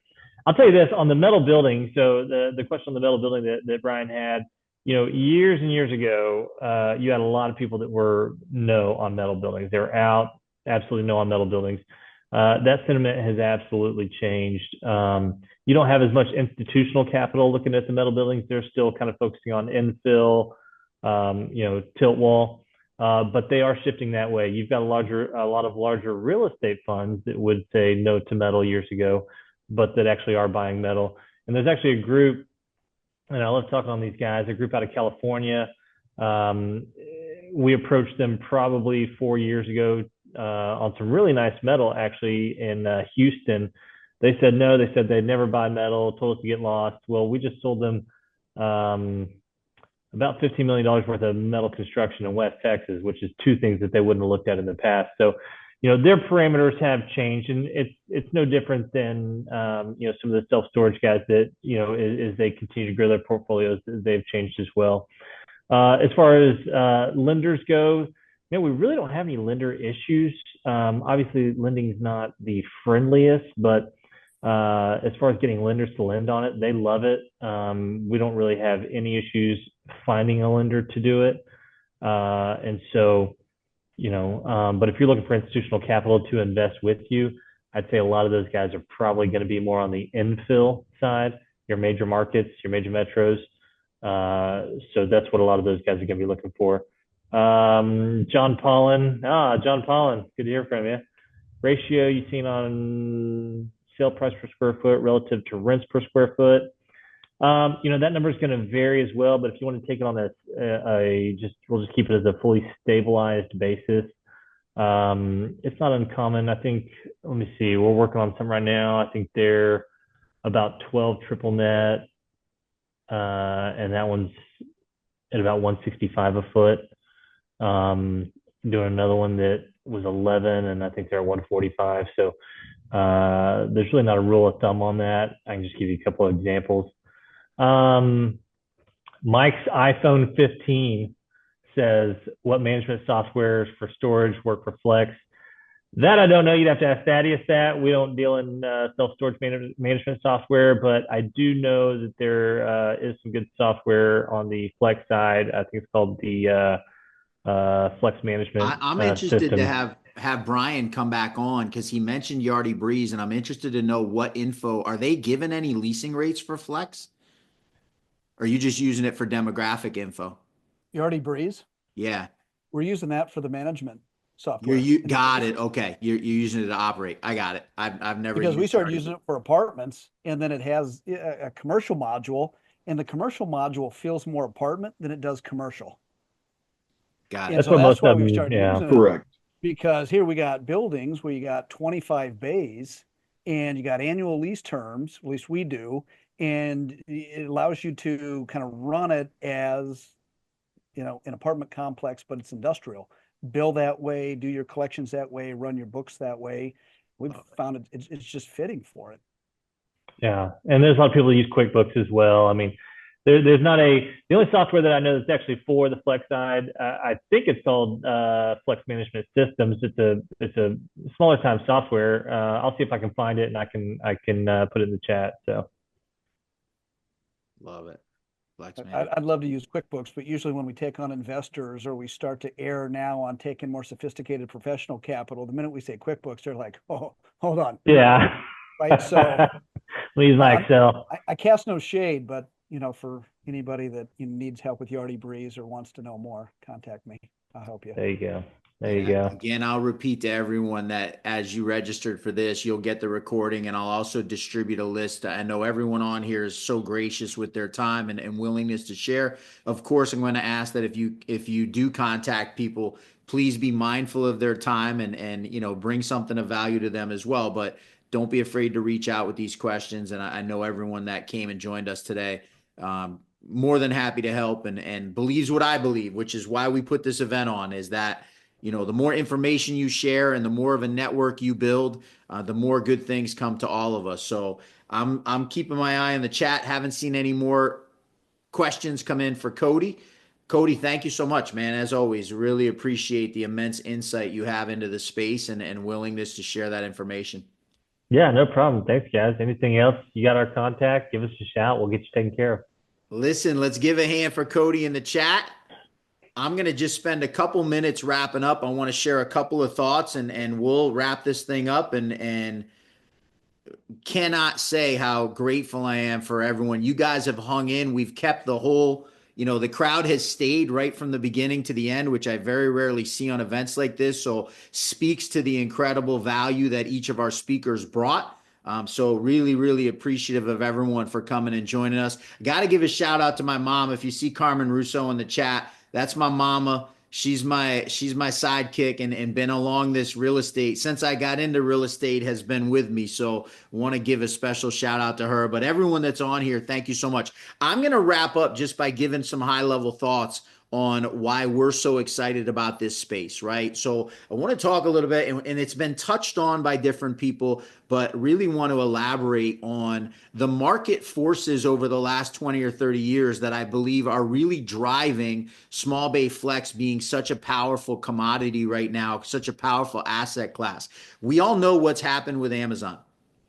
And as developers, Russell says this all the time, money flows to its highest and best use. Where is it going to show the greatest return? That's where money goes. And in the last 30 years, million square foot Amazon distribution centers were drawing that money in the industrial space. There was no reason to build a 12,000 square foot small bay flex unit when you could build a 100,000 square foot Amazon dock high door building and get a significantly higher return on your money. On the other side of that was storage. Storage has had such a great return. It's been the highest performing asset class in the last 40 years.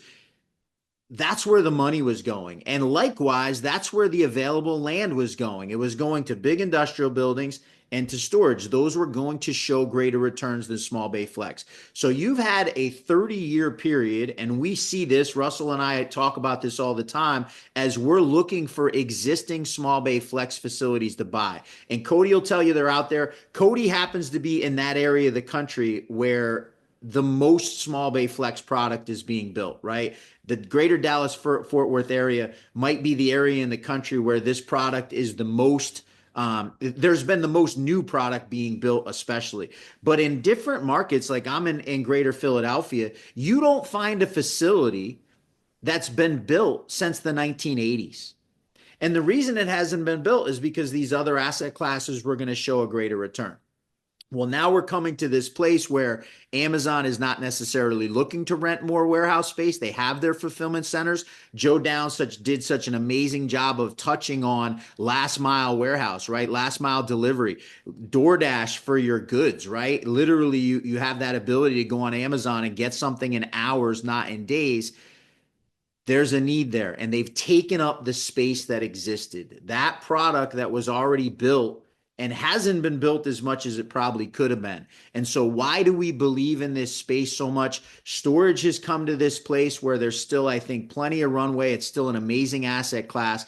But what's happening with rates on the front end and what the big management companies are doing, it quite frankly is making it very hard to underwrite that product in markets where you probably could get enough of an achieved rate in a product to pencil a ground up development. You can't show it to the bank because of what the management companies are showing forward facing to the client as far as their web rates. This is why we love this small bay flex industrial space. I already mentioned earlier on one of the big reasons that I enjoy it so much. Austin said earlier, you've got to get dirty. You're going to have to go and do research. You're going to have to get on the phone with Austin said it. Go get the owner's phone number off the side of the building and call them. In many cases, it's not even a leasing agent. It's an actual small owner who leases the stuff out themselves. And you got to get gritty and do the work to find the rates. But the demand is there. And what you find is that those rates will support a ground up development. Or in the case, as Russell said, I know Russell and I have this battle all the time. He is the advocate for buying existing. I'm kind of the maverick. As I said, I have a little bit higher risk tolerance than Russell. As a former professional kickboxer, I'm a little dumb. What can I say? But I always kind of veer towards ground up. The reality is we had a conversation with a broker a week and a half ago in a market. They represent a large equity group that bought a portfolio of 13 properties. They doubled the rent on every tenant renewal for a year and a half, doubled the rent, and they lost not a single client.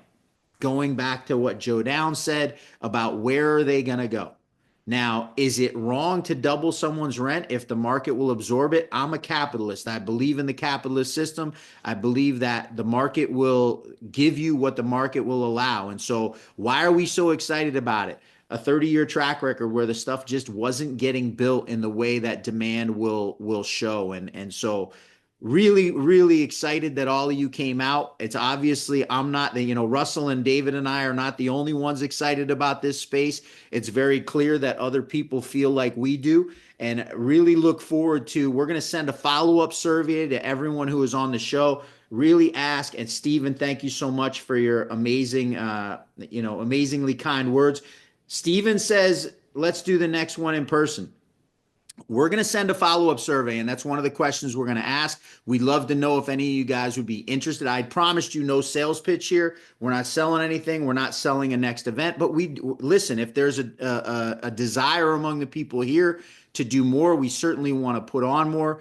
So I'm going to send a follow-up survey and just get you guys' thoughts. Please tell us what you thought of the event. Tell us what you thought of the speakers. Tell us if it's something you would like to hear more of. And we'll be here and ready to answer any questions. Look forward from me for the recording. You'll get that in the next couple days as it goes live. And I'm going to send you guys all the contact information for all of our amazing speakers.